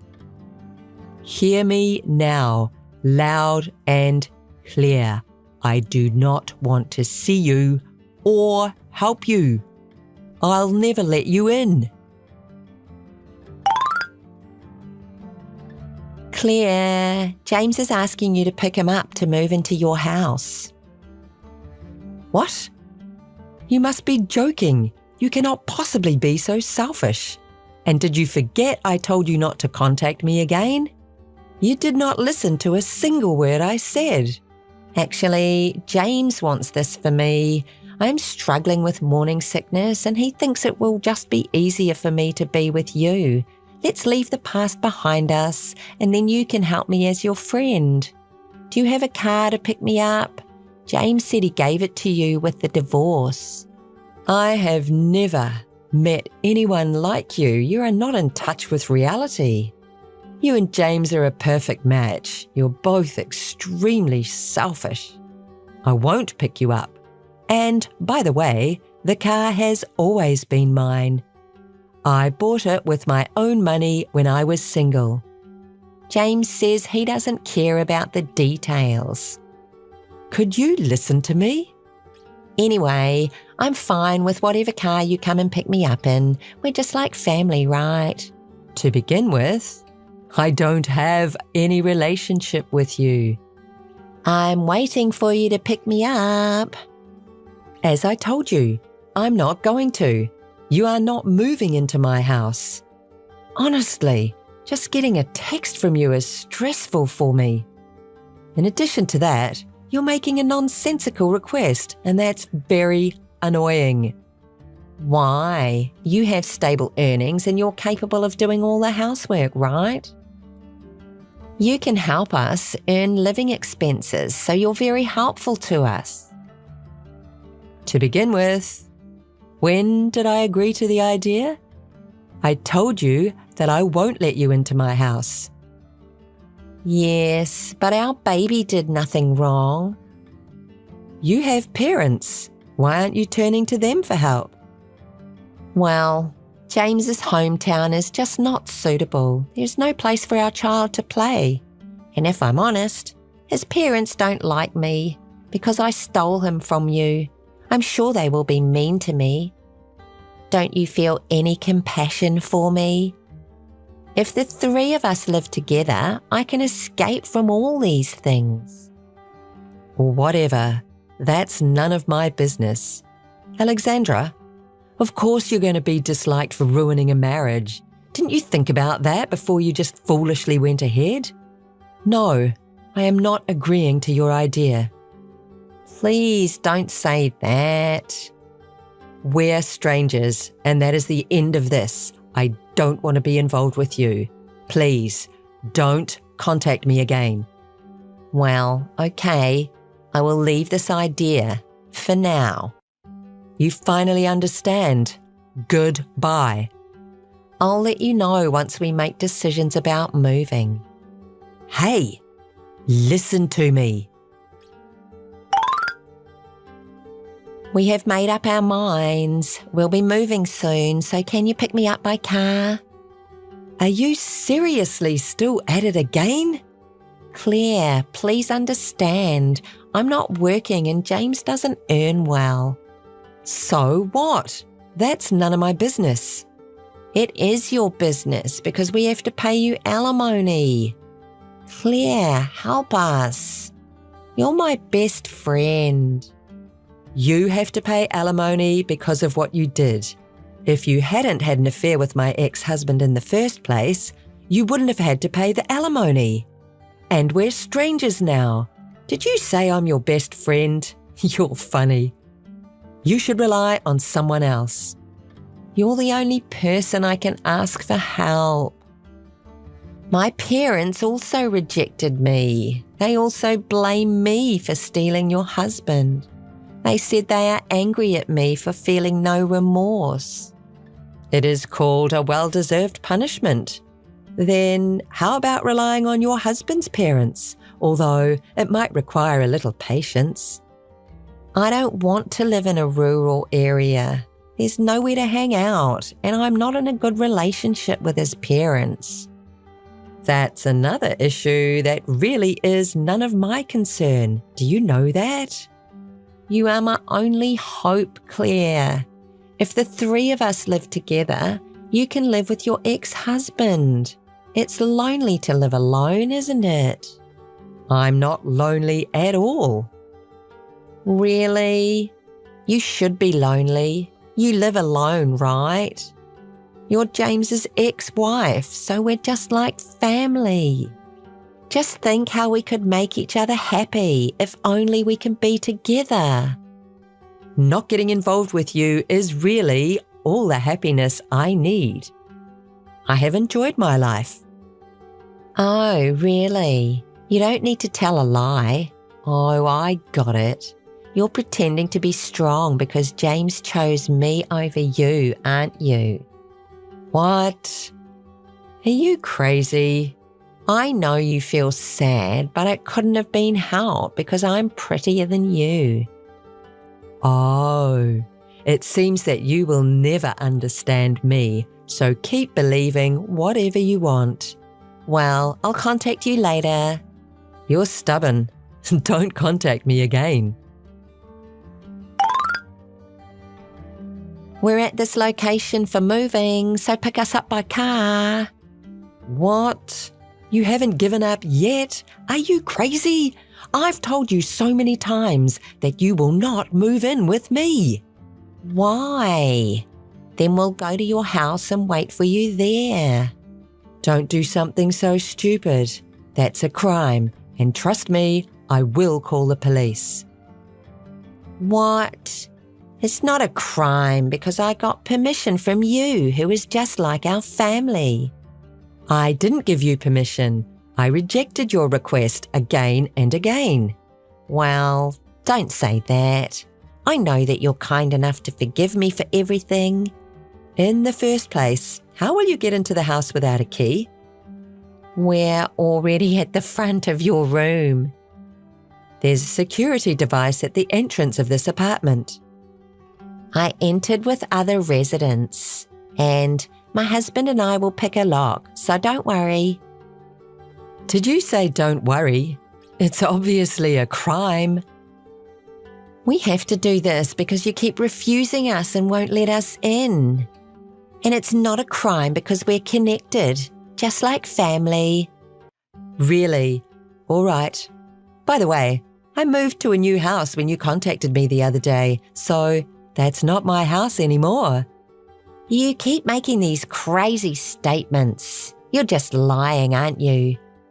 We've finished picking the lock already, so we'll wait for you inside the room. Hey, did you really move? It looks completely different from your previous house.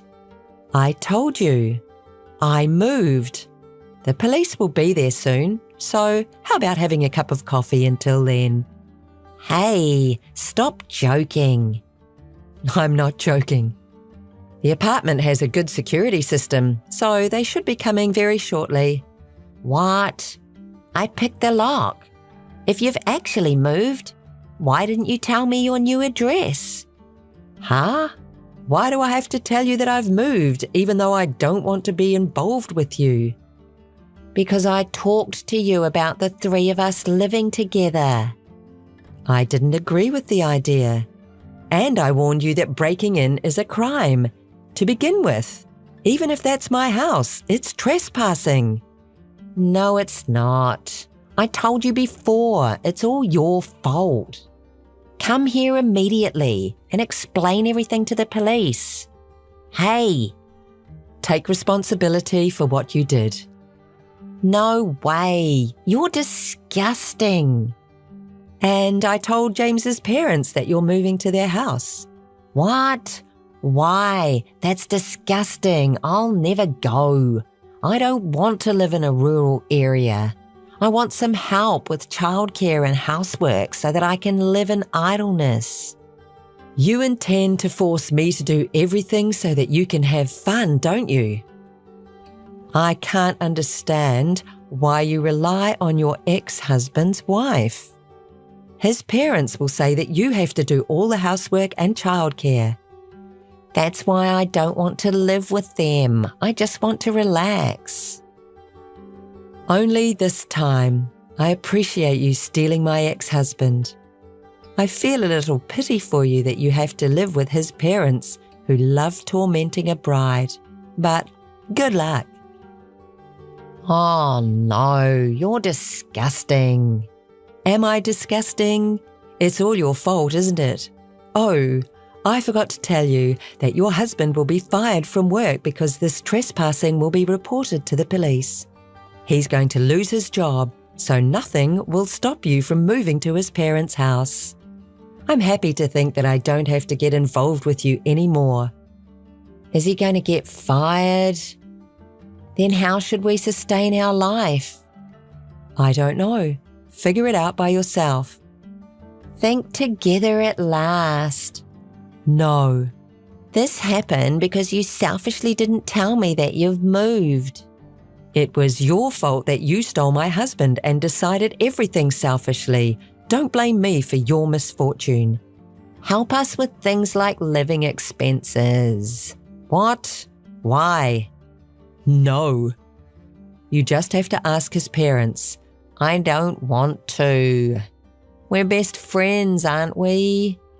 You're the one who betrayed the friendship, right? Oh, no.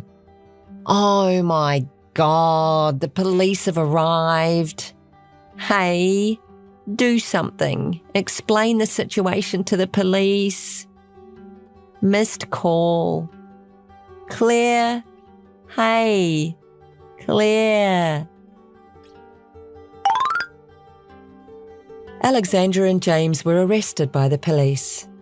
It was their first offence, so they got released shortly, but they were taken to the remote rural area because they didn't have anyone to rely on. James couldn't be re-employed, and he's moving from one part-time job to another. And Alexandra is doing housework and childcare and listening to her husband's mother's sarcasm. About the alimony and living expenses, Alexandra is asked to work and pay the money once she gives birth. So she seems to be scared of her future after giving birth because she has to work in addition to housework and childcare. Alexandra contacted me to ask for help a couple of times, but I ignored all. I'm enjoying my peaceful, single life.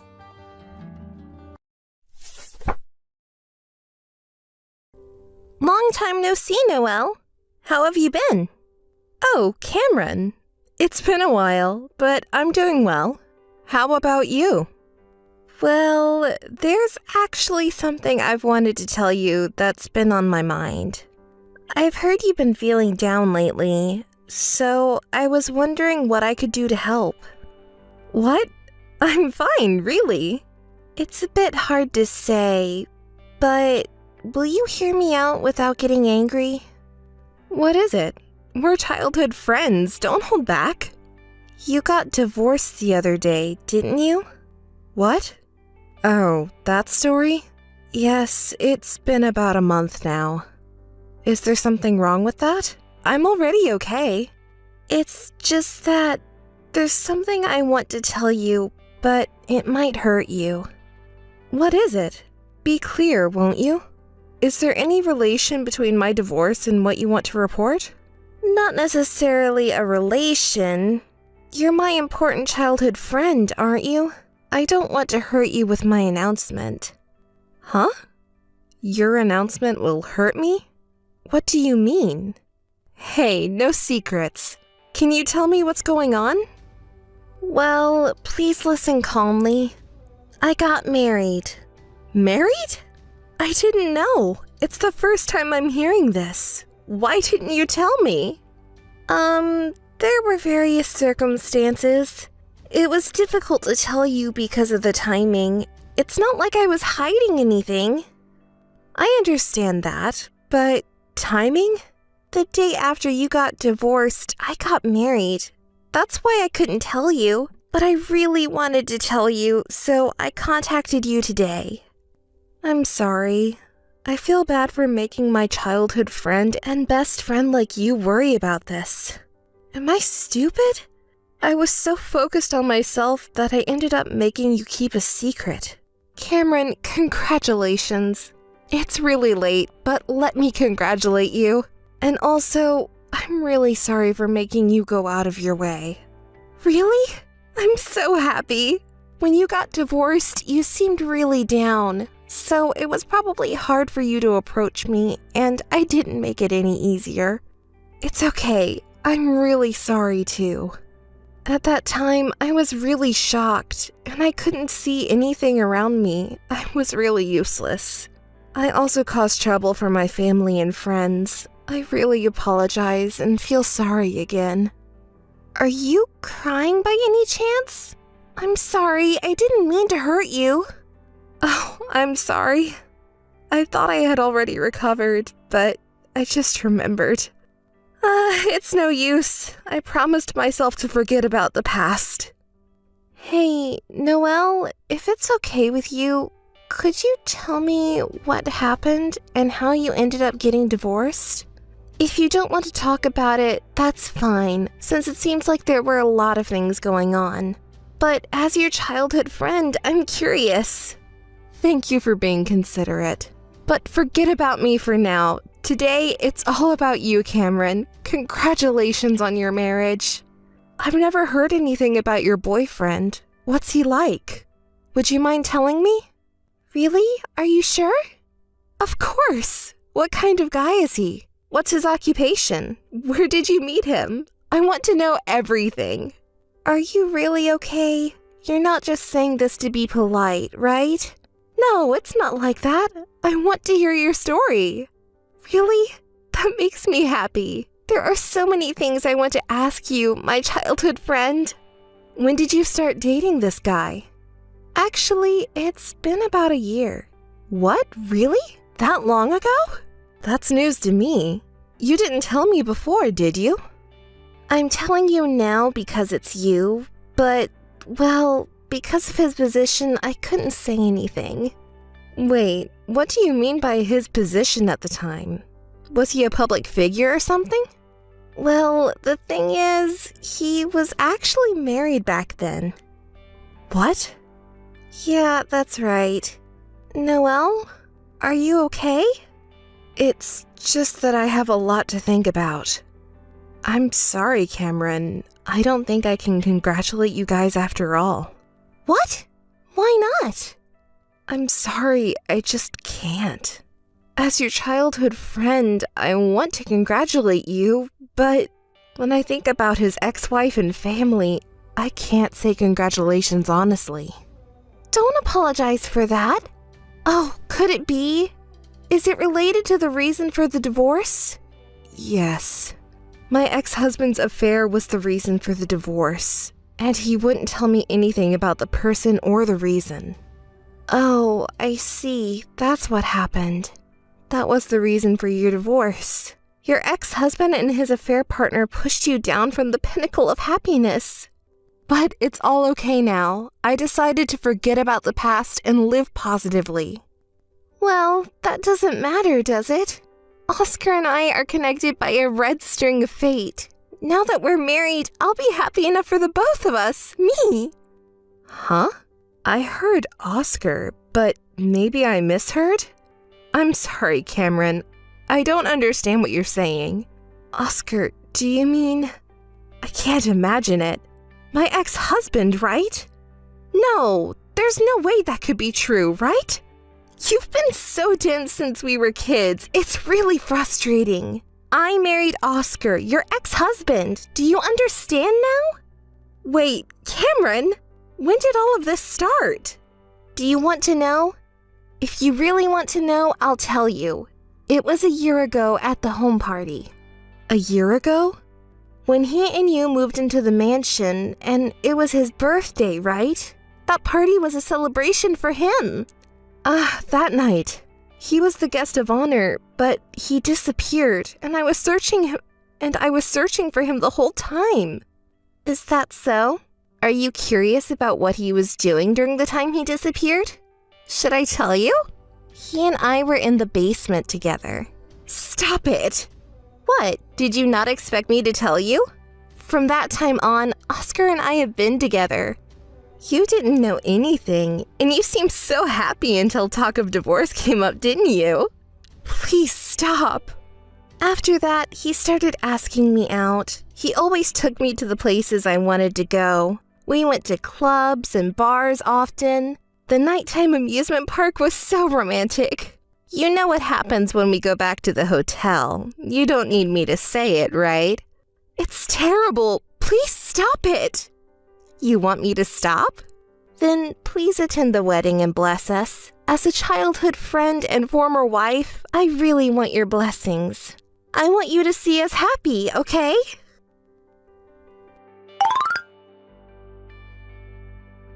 Noelle? Hey, no response. Noelle? What do you want now, Cameron? I already told him you will be coming to our wedding. What are you talking about? I won't go to your wedding. Why not? I really want you, my childhood friend, to come to our wedding. Can't you stop saying those things? It's horrible to invite me to a childhood friend and ex-husband's wedding. Are you enjoying hurting me? No way, I don't have that kind of interest. But you know what? watching you, who seem to be the happiest person in the world, easily fooled by me and gradually distorted in pain, I got excited. You're enjoying this. You're disgusting. And let me tell you one more thing. Secretly dating behind everyone's back is so much fun. You can't experience this kind of excitement in a normal relationship. It's just incredible. I want to share this feeling with you so much. I almost said it to myself several times. It makes me sick, and I don't even want to talk about it. But, well, I'm glad I could hear one more thing from you. I finally understood what I had been wondering about. What did you wonder about?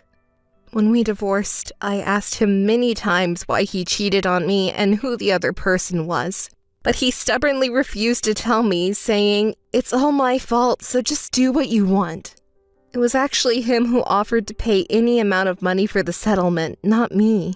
He said, "I'll pay whatever it takes, just please don't ask me about it." Oscar is such a fool. Paying the settlement at whatever cost is ridiculous. We were getting divorced, so he should have just told me. I had to ask him over and over again because I couldn't understand it, but he was so desperate to hide it that I thought there must be something going on. So that's what it was, Oscar. You were convinced by yourself? He's really stupid. Paying a large amount of money to a person you're breaking up with, that means my money is decreasing. He should have just told me. Now he's dating your childhood friend Cameron and wants to switch over, so he wants a divorce. Do you even know what you're saying? If you had normal ethics, you wouldn't have hidden it, would you? What Oscar did was certainly unforgivable, but at least he was considerate of me. I'm relieved to finally understand something that had puzzled me for a long time. Well, that's good news. I'm just a little disappointed because now the excitement of secretly dating is gone. And above all, there won't be any more pleasure in deceiving you. Oh, by the way, let me tell you about our first date. Remember when he disappeared for 2 hours during his birthday party? He had fun with me in the basement. Here we go again with that story. Remember when I returned to the venue before you did and found you frantically searching for him with such a fierce look? Asking me, "Don't you know where Oscar is?" When I lied and told you I saw him at the back door, you rushed off right away, didn't you?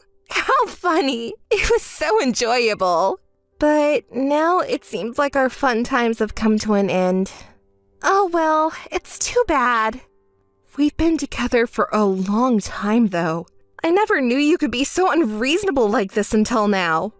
Don't joke around. You have no right to complain about anything.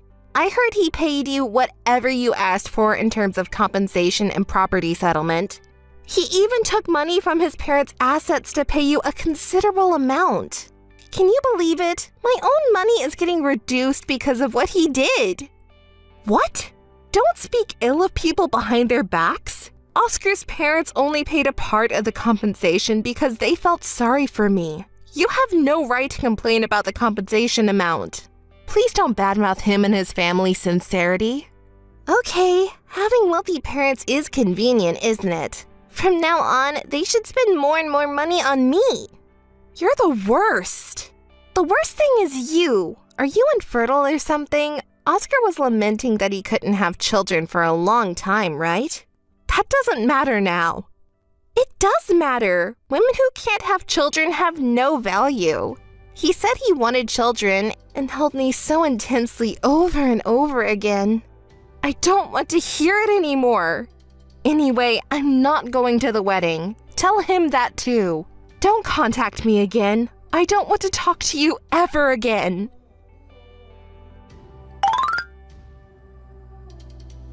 Noelle, how are you doing? I told you not to contact me. I don't want to talk to you. Hey, look at this wedding ring. I can't see it and I don't want to. Oh, right, you can't see it. But let me tell you the price. Guess what? It's 3 times the price of the ring Oscar gave you. Isn't that amazing? 3 times the price. That's impressive, but is that all? There's more. Listen to this. I got to choose the wedding venue however I wanted.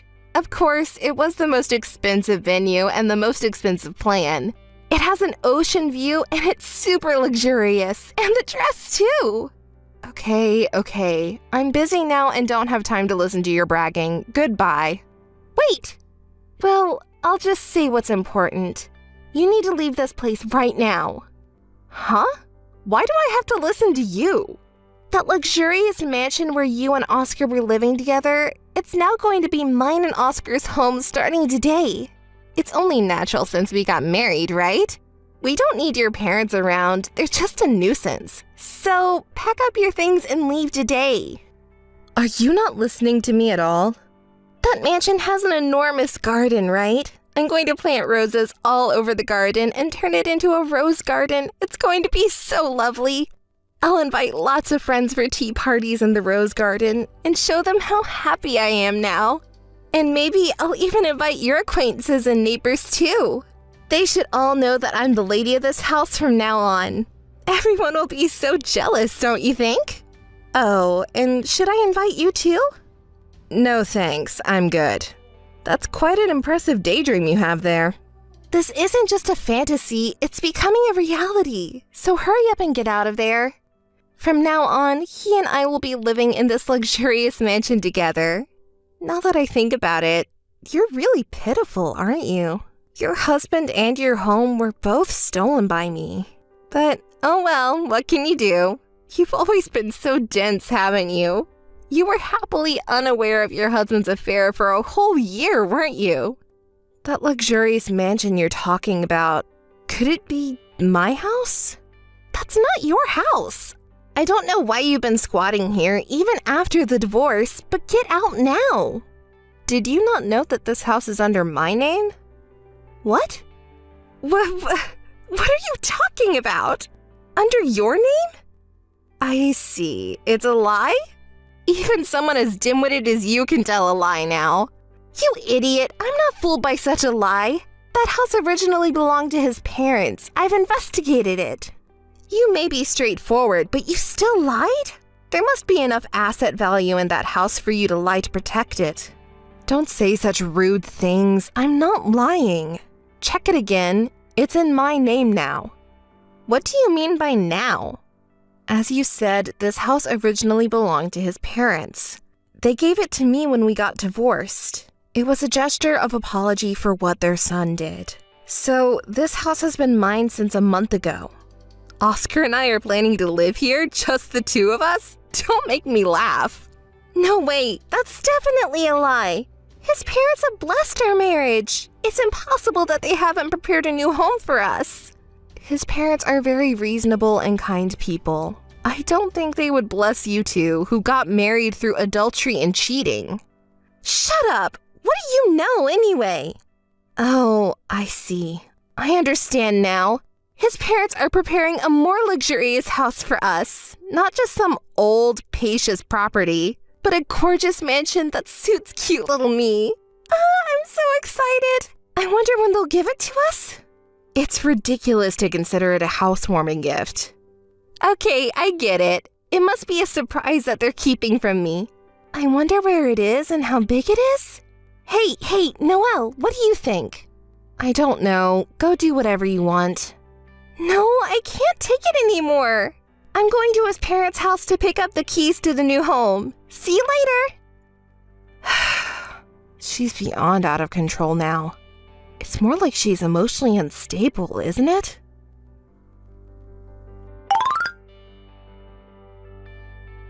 Hey, Noelle! Don't mess around. Are you listening? What's the matter? You're being rude, you know. That old hag! She splashed water on me! What's going on? What did you do exactly? I went to Oscar's parents' house. No way! Did you really go there? Of course I did! Did you ask for the non-existent key to the new house? Of course I did! I have the right to get it! And that old hag, she splashed water on me! Why did she do that? Because you were being unreasonable, you know? What about his dad? Was he strict and angry about it? That old man, he yelled and chased me out. What did he think he was doing with his precious son's wife? It's only natural, isn't it? Now you understand. His parents don't think you're cute for marrying into the family through deception. And Oscar, I thought I could have a luxurious life by marrying a rich man. But that doesn't mean you can do whatever you want. Shut up! If it comes to this, I'll put up with it at your house. Get out now!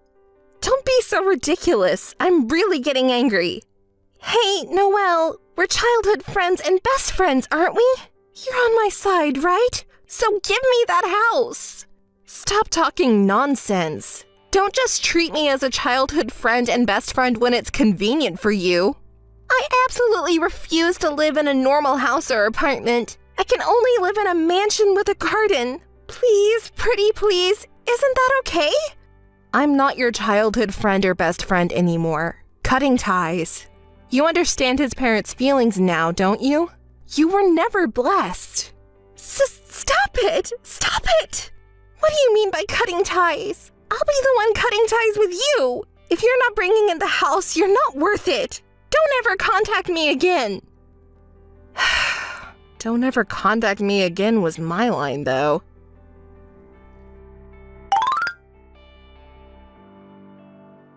Noelle, answer me already. You're really slow. It's making me irritated.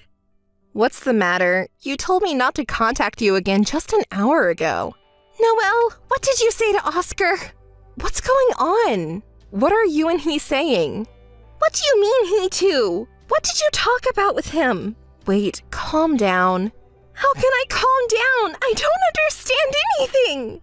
Oscar contacted me earlier saying, "Can we meet once? I want to tell you everything." I don't understand what he meant, so I thought you might know something.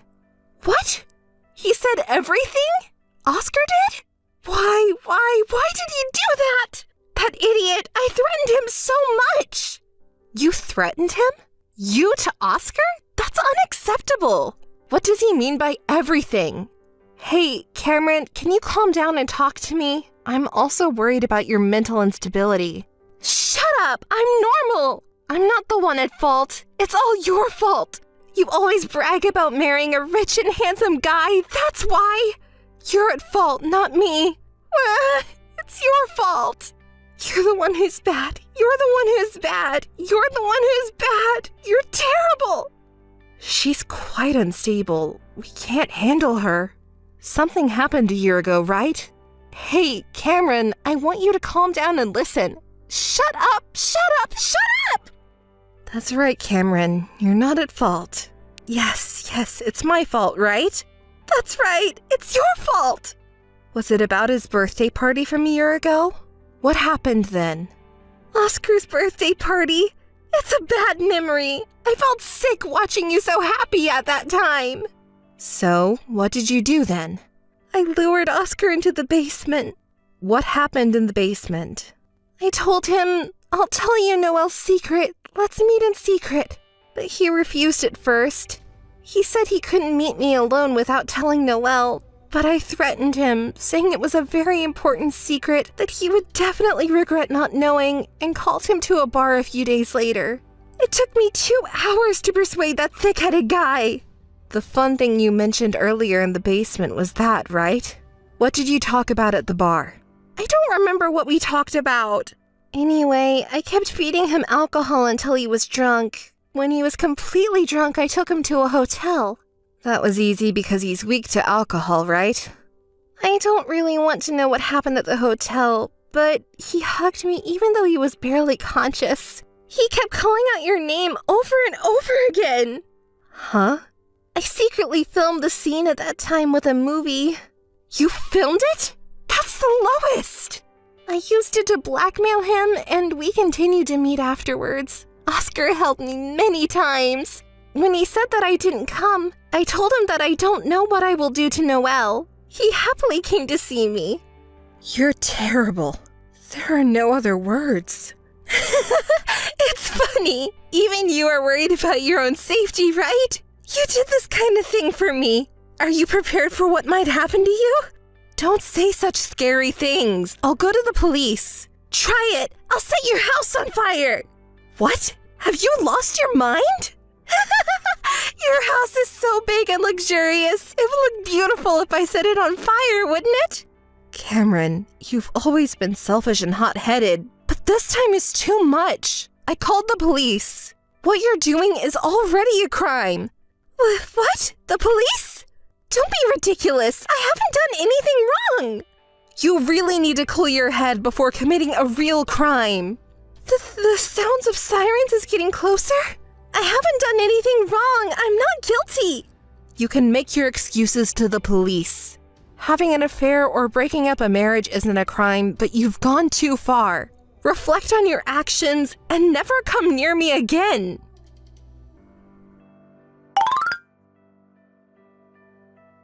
I don't want to remember what happened afterwards, but I need to summarize it.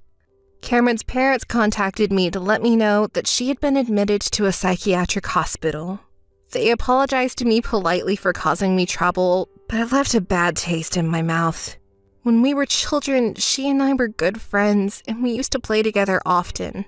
But apparently, her behavior had been very strange for a while, and she finally went berserk and injured a neighbor. Her parents had realized she might have some kind of mental illness, but they had trouble taking her to a psychiatric hospital. I can understand their feelings as parents, though. To them, any child is precious. She has now been diagnosed with a mental illness and is isolated. She is still quite unstable with hallucinations and violent behavior, so it's impossible for her to be discharged anytime soon. And then there's Oscar and his family. He apologized to me so many times that I felt sorry for him. And he confessed something to me. Noelle, I was so scared of seeing you get hurt, so I let Cameron have her way. But I really love only you. He even brought his parents along and said that he wanted us to be a family again. I was so happy to hear that. His parents already knew everything when we divorced, after hearing his side of the story. It was a very attractive proposition to become a part of his warm family, but I declined. It was difficult to refuse after being begged so many times, and I was very conflicted. But I realized that I could finally do what I wanted to do after this incident, so I politely declined and returned the mansion they gave me to his parents. To tell you the truth, I still think about it sometimes. I have no regrets about my decision, but I sometimes imagine what it would have been like if we had become a family. 3 children, spending leisurely time with him and me in a large garden with his parents, playing and eating together. I still have such fantasies. Excuse me, let me get back to the topic. The thing I want to do is to travel around the world. I was hurt a lot by this incident, of course, and Oscar and his family were also hurt and manipulated by her. Sometimes I think that if she had been hospitalized earlier, this would not have happened. But there's nothing we can do about it, right? The past cannot be changed. As I thought about that, I began to feel small and disgusted with myself for being hurt and struggling in such a tiny, narrow world. So I decided to travel the vast world and see everything it had to offer. I traveled to different countries as the mood struck me and left my daily life behind. There were many people who tried to deceive me, but I also met many kind people. There were so many different cultures, people, animals, and vast landscapes, and my wounds were healed. I realized how much I had been troubled by trivial things in such a small world. And then, it's not enough that only I was healed. I want everyone to see these landscapes, animals, and this vast world. So I decided to take pictures of the scenery and animals from all over the world. I want to bring healing to people all over the world. I don't intend to say something too grand, but now I'm working towards letting as many people as possible know about the healing I experienced. Years later, I published a photo book. I became a famous photographer, even known in foreign countries. I traveled around the world and captured various landscapes and animals in my photos. For some reason, they have a calming effect on people, so they even started placing them in psychiatric hospitals. I donated some to the hospital where she was hospitalized. I wonder if she saw it? What did she think when she saw my smiling face on the cover and my signature?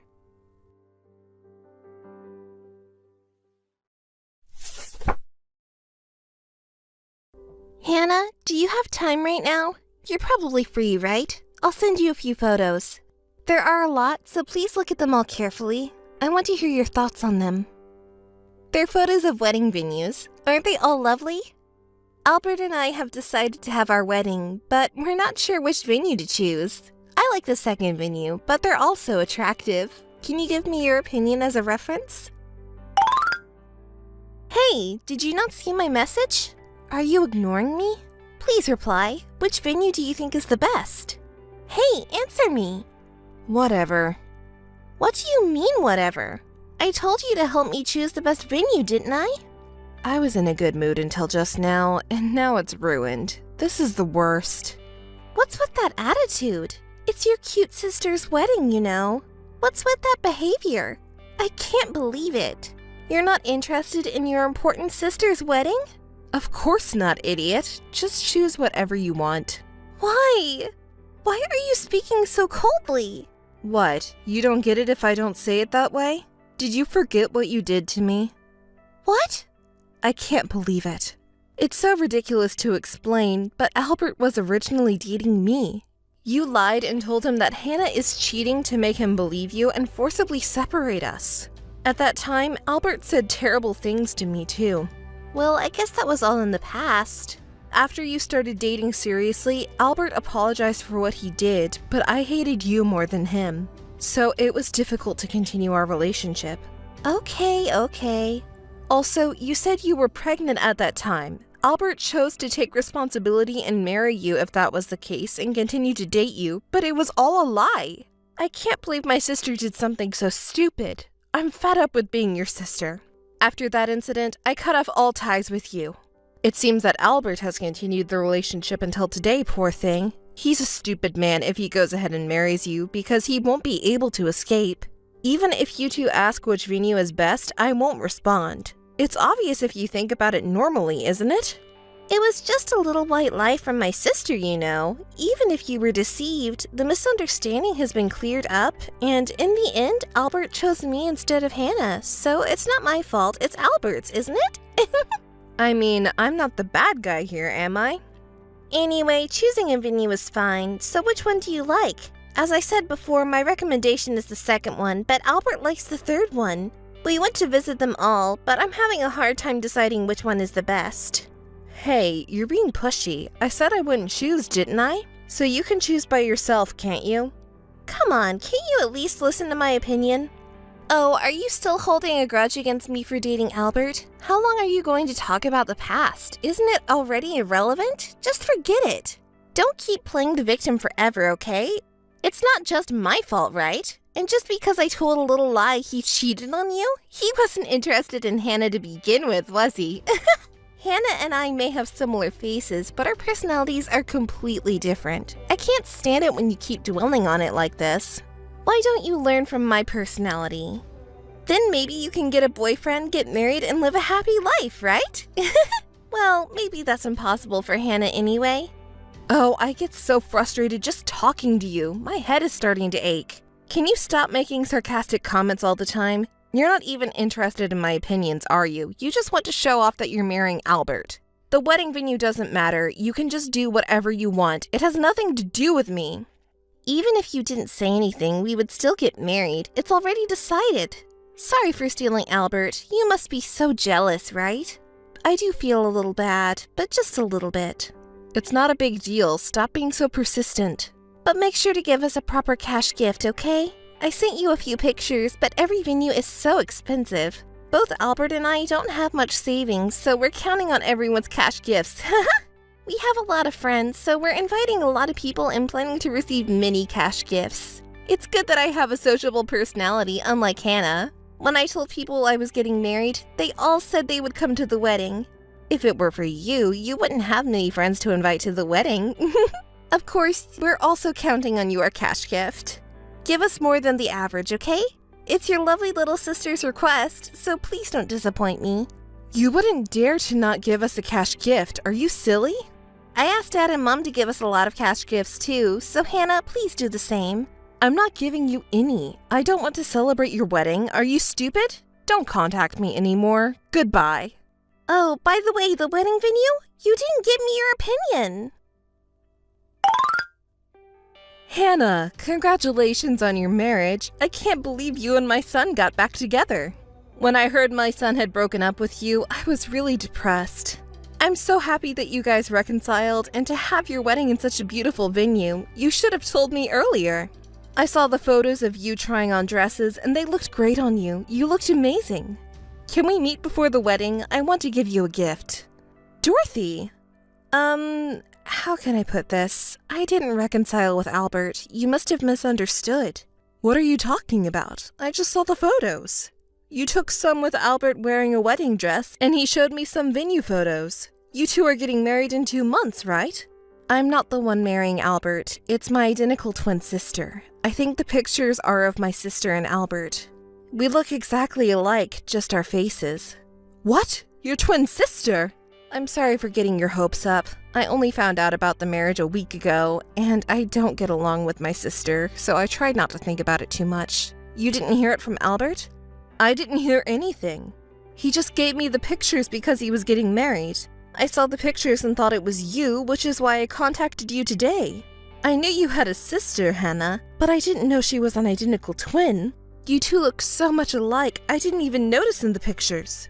Oh, I see. You can't tell from the pictures, can you? I don't know what to say. I hadn't told Dorothy before, but the reason Albert and I broke up was because of my twin sister. What do you mean? Can you tell me more? Well, my sister told Albert a lie that I was cheating on him. He believed her and didn't listen to my explanation. He trusted her more than me. What a foolish son he was. Eventually, the misunderstanding was cleared up, but then my sister said she was pregnant. Albert decided to take responsibility and continue to date my sister, but the pregnancy was a lie. They kept dating and apparently decided to get married. That's why I haven't been on good terms with my sister. I thought I had cut ties with her. I'm sorry, Hannah. I can't believe my son was so foolish. He only told me that he and Hannah broke up. I never expected anything like this. Dorothy, there's no reason for you to apologize. The worst one in this situation is my sister. Albert was just deceived. Dorothy has always hoped for our reconciliation, but it didn't go as she wanted. I also need to apologize for my sister's behavior. No, Hannah isn't at fault. It's because of my son and your sister. I can't believe he was fooled by such a lie and broke up with Hannah. I want to make it up to you in some way. That's not necessary for Dorothy to apologize. It's all in the past, and it's fine. I'm not bothered by it, and Albert already apologized too. We've been to sweet shops together a few times as sweets buddies, right? How about a sweets catalog? I found a great one recently. Can I have it sent to you? What? Sweets? That sounds intriguing, but I can't accept it though. It's not Dorothy's fault after all. Hannah, don't hold back. Actually, my son showed me a photo, and I just assumed you and him had gotten back together. I wanted to talk to you and made a reservation at a famous cafe. We were just talking about wanting to go there a little while ago. How about going there? What, that famous cafe? Yes, exactly. I was able to get a reservation there, but maybe you don't want to go with me anymore now that you're not with Albert. How about going with a good friend instead?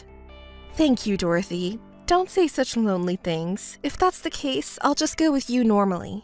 I'm happy that you made the reservation. Let's go together. When did you make the reservation? Hannah, are you okay with going with me? Let's go together. Let's put Albert aside for now. We're sweets friends, aren't we? We became friends because we both have a sweet tooth. Even if I can't see Albert anymore, it would be sad if I couldn't see Dorothy. Let's continue our friendship from now on. You're so kind. Thank you. Let's definitely go together. I'm looking forward to the day. Also, there's something I want to tell Dorothy as a friend. This is good news. What is it? Let's talk about it over tea on the day. I'm really looking forward to it. I'm sorry for what my son did, but I'm happy to continue our friendship with Hannah like this. Me too. Let's keep in touch, Dorothy. Let's meet at the cafe then. Hey, Hannah? I've been messaging you so many times since then, but you never responded. The wedding is today. Haven't you forgotten, have you? The relatives are gathering soon. Will you make it on time? Have you prepared the wedding gift? I've been a bit busy, you know. I didn't respond to your message. Come on, get it together. You should have guessed from the lack of response. Hey, until when are you going to keep saying that? It's the wedding day after all. Don't be stubborn and just congratulate the bride, your cute little sister. How long are you going to be angry? You have a really unpleasant personality. Well, what do you say? What's the matter? What do you mean? Why don't you say what you mean clearly? Don't tell me you don't know where the venue is. I'll send you the location of the venue again, so don't be late. It would be embarrassing if your older sister were late. Well, do as you please. I'm busy too today, so I'll hang up now. Hey, wait a minute! Do you understand me? What do you mean by busy? You're coming to the wedding, right? Don't forget the wedding gift! Could you keep it down? Where are you now? How much longer will it take you? Tell me in detail how many minutes it will take to get to the venue. Hurry up! Stop making so much noise, please. It's your fault for not showing up when you were supposed to. It's causing trouble for the venue. Also, neither Dad nor Mom have shown up yet. Are you coming with them? And uncles and aunts, and all the relatives have not gathered yet. Do you know what's going on? Are they all taking the same bus or caught in traffic? I haven't said a word about attending your wedding. What? I just told you to bring the money envelope, right? You're just saying things on your own, aren't you? And no relatives are there? Isn't it obvious that everyone is here? What? Why? The wedding is starting already. What are you doing? Even the staff at the venue is urging you to come here. Come here quickly. Everyone isn't going over there. Today is my wedding day, and all the people who you're relying on for the wedding gift, Dad, Mom, and all the relatives are here with me. Huh? It's your wedding day? Today is my wedding day. What do you mean? I don't understand. I mean it literally. Today is my wedding day, and all my relatives are attending. Why don't you call your mother and confirm? Wait, I really can't comprehend this. I can't keep up with the information. Are you saying that you're getting married today? And you're having a wedding ceremony? I'm sorry, I can't process this. I mean what I said. You may be getting married today too, but this is my wedding. Did you think I wanted to marry Albert all this time? That's old news. I didn't owe you any explanation, but I started dating a colleague from work who confessed to me, and then he proposed to me, and we decided to get married. Why did you keep me in the dark about this? I told you about my marriage plans. Why couldn't you have told me about your boyfriend? Do I really need to tell you? I thought I had cut ties with you and our sisterhood, and if I introduce him to you, you'll just use it as an opportunity to harass me again and tell him lies. He won't be fooled like Albert was, but I'm tired of being manipulated by you, so I don't owe it to you to tell you who I'm dating or who I'm marrying. What? That's just an excuse. And who's this guy from work? You've been obsessed with Albert for so long, haven't you? You've been looking at me with envy all this time, haven't you? What a ridiculous delusion. You've always been making fun of me, haven't you? Is it really so proud that you took Albert away from me? I don't care about Albert anymore. And why did you choose to have your wedding on the same day as mine? I told you the date of my wedding, right? You did it on purpose, didn't you? What a terrible person you are. Stop joking. Don't give me that. I'm the one who's serious here. Maybe the overlapping dates were just a coincidence. I have no interest in your wedding, so I didn't even remember the date. Don't mess with me. But wait a minute. Your family and relatives are all attending your wedding, right? So what about us? No one can attend your wedding. Everyone is here with us. Too bad. You invited a lot of people hoping to get some wedding gifts. Shut up! Hey, are Albert's parents also there with you? Yes, that's right. Albert's parents and all the relatives are here with us. What? That's ridiculous. Even if my family is one thing, there's no reason for Albert's relatives to attend your wedding. It doesn't matter. Calm down, calm down. The reason they're attending my wedding is because they want to. Dorothy told everyone about the truth between you and Albert. What did she tell them? What did she convey to them? How you lied to him, deceived him, and took him away from me. How you lied about being pregnant just to keep him. She told everyone everything. And they couldn't celebrate the two of you with a clear conscience anymore. Then they sympathized with me and decided to attend our wedding. It's too bad, isn't it? Especially Dorothy, who said Hannah is an important sweets friend and wanted to attend my wedding. Why did you have to go and do that? If you hadn't said anything, everyone would have come to my wedding. So it's not my fault. I just told Dorothy the truth, and she spread it to the family. I didn't ask her to do that. She was really mad because she used to be friends with me without Albert, and she can't forgive her own son or you for what you did to me, so it's all your fault. I just told the truth, you know. I didn't do anything wrong. It was just a little lie. It's Albert's fault for falling for it. And it's your fault for not being trustworthy. It's not my fault. Do you still think it's not your fault? I'm appalled that I'm related to someone like you. Why did it have to turn out like this? This is too cruel. And none of our relatives came. What should I do? I can't find the words. I feel like I'm hyperventilating. And seriously, doesn't it seem ridiculous for the groom's mother to attend her ex-girlfriend's wedding? Is she crazy or something? Well, if you ask me, you're the one who's crazy. It's a personal choice which wedding to attend, isn't it? Did you even greet Dorothy or your father after deciding to get married? I bet you didn't. Dorothy said, "We don't need a foolish son and an ill-mannered daughter-in-law. It's better to attend our friend's wedding." What a joke. It's pointless to greet them anyway since Albert and I are the ones getting married. It's comments like that that make you seem ill-mannered. I wonder why we're so different when we're sisters and share the same blood. Shut up! Well, even if the seats for the relatives might be empty, there will be a lot of friends. There will be a lot of friends coming, right? You were bragging about how sociable you are, right? It's good that you have a lot of friends. Just collect a lot of congratulatory money from your friends and forget about us. Certainly many friends came, but since there isn't any relatives here, the seats are empty and awkward. People have been making noise outside the venue since earlier. Well, that's understandable, right? I've never heard of a wedding venue without any parents from both families, let alone any relatives. They must be wondering what happened. If no relatives come, everyone might get bored and leave. What should we do, Hannah? Hey, can't you at least ask some people to come over here? Please, before everyone leaves. I'll talk to them, but as I've said before, it's up to each individual to decide where to go. I wonder if anyone at this point would want to come to your side? I don't think so. Well, I wish them luck. It would be nice if at least one person wanted to come. Please ask them properly. Our wedding will be ruined if nobody comes, and we won't even receive any gifts. What will we do then? I don't care what happens to you. I have to get ready to enter soon, and I won't be checking my messages again today. Bye. Hannah, help me. Oh, you seem quite humble now. What's wrong? I'll listen to you, but did your extravagant wedding go well? Mine was a lovely wedding. That's good to hear. My wedding was a disaster, though. Not a single relative attended in the end. They didn't come because they were all at your wedding. So when my friends asked me why the family seats were empty, I told them that everyone was at Hannah's wedding. They were all surprised and left. Isn't that terrible? They didn't even leave a gift. My bad feeling came true. Maybe your behavior is to blame. They must have thought that you did something wrong and left. If they were just friends, they would have stayed anyway. You didn't even receive any gifts. Maybe even my friends didn't want to be there. Yeah, maybe that's it. It's just not exciting at all. You're not yourself. Usually you'd argue back more. You're really down. What happened after that? What went wrong?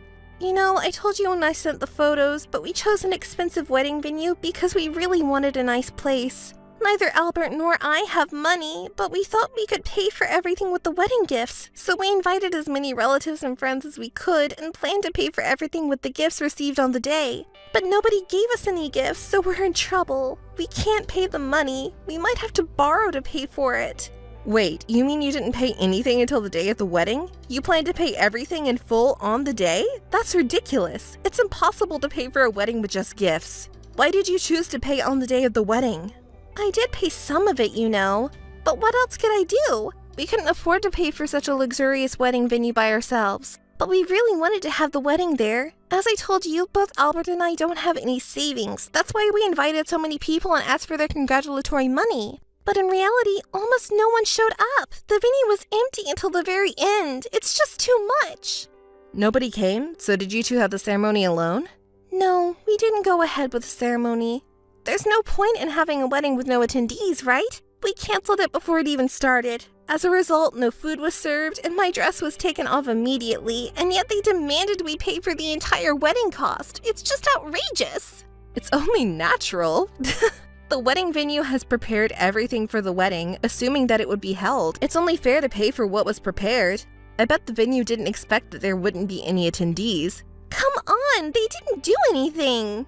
We didn't even toast, and I didn't eat a single bite of food. Even if you didn't eat the food, the catering for all the attendees would have been prepared, so the cost has already been incurred. And as for the dress, you only wore it briefly, but it still incurred a cost. And yet they expect us to pay the full amount? Isn't that a bit stingy?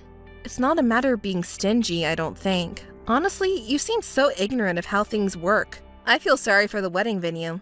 Well, I guess it's okay to pay for the dress, but Albert and I don't have any money. I thought I'd ask my mom to pay for it, but she's not answering the phone.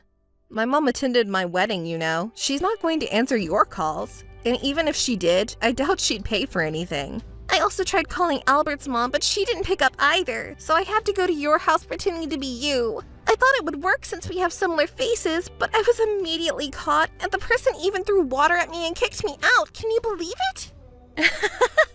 Dorothy is the best. Oh, by the way, Dorothy told me that she's blocking your calls. And the fact that she can tell the difference between you and me just by looking at our faces, she's really the best friend I could ask for. I might even fall in love with her. It's no time to joke around here. Can't you see how much I'm struggling? I can't believe you and that old lady. By the way, how much did you receive as a wedding gift?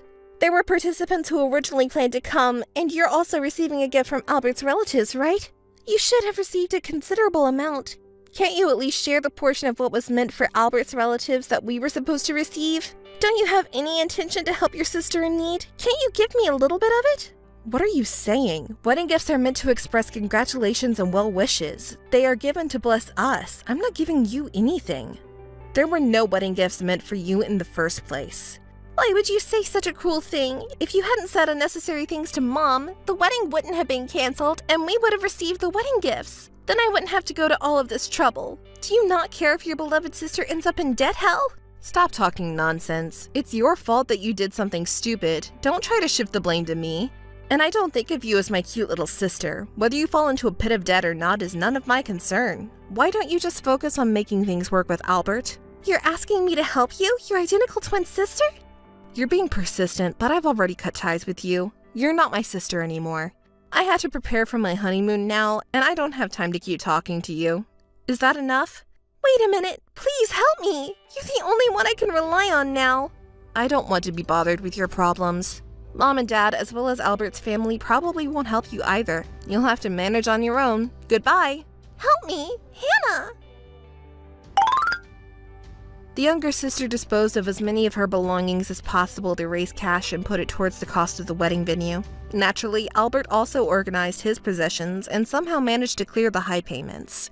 However, it seems the amount paid was not divided equally in half. Albert expressed his satisfaction about this, while the younger sister complained about the fact that Albert did not sell his beloved car in the end. From there, cracks began to appear in their relationship and they continued to argue and bicker. Eventually, they ended up breaking up, just half a month after that ill-fated wedding. Their marriage had effectively ended before it had even begun. Despite hearing about this, no one in their family extended a helping hand to either of them, and that was only natural. As for me, I have no intention of remembering them anymore, and I ignore any messages or phone calls that come from them. I'm enjoying my own married life now.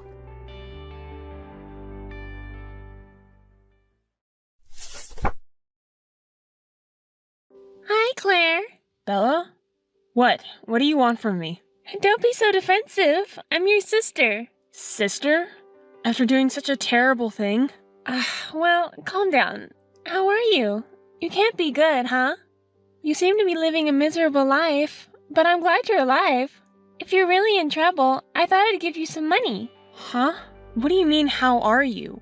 And after not contacting me for a long time, you say, I thought I'd give you some money? Don't make fun of me. It's natural for a sister to worry about her older sister. Because I thought you'd really be in trouble with money, I wanted to help you. Don't talk about someone's kindness like that. You're so mean. Who's meaner here? You haven't forgotten about what happened 4 years ago, have you? Because of that incident, I cut family ties with you. You're no longer my sister. You're a stranger. So don't contact me so easily. What? Are you still holding a grudge against that time? You're so persistent. That's why Nick chose me over you. You stole your sister's husband. You might not think anything of it, huh? Because you have a different feeling from ordinary people. But I will never forget what you did to me, and I will never forgive you. Isn't that a bit harsh? I drove you out that time, so if you had become homeless with nowhere to live, wouldn't that have been really sad?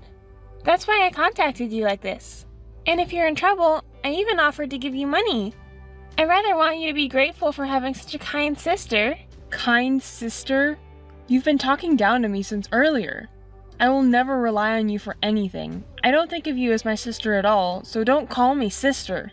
You, the woman who stole from and betrayed me. Oh, scary.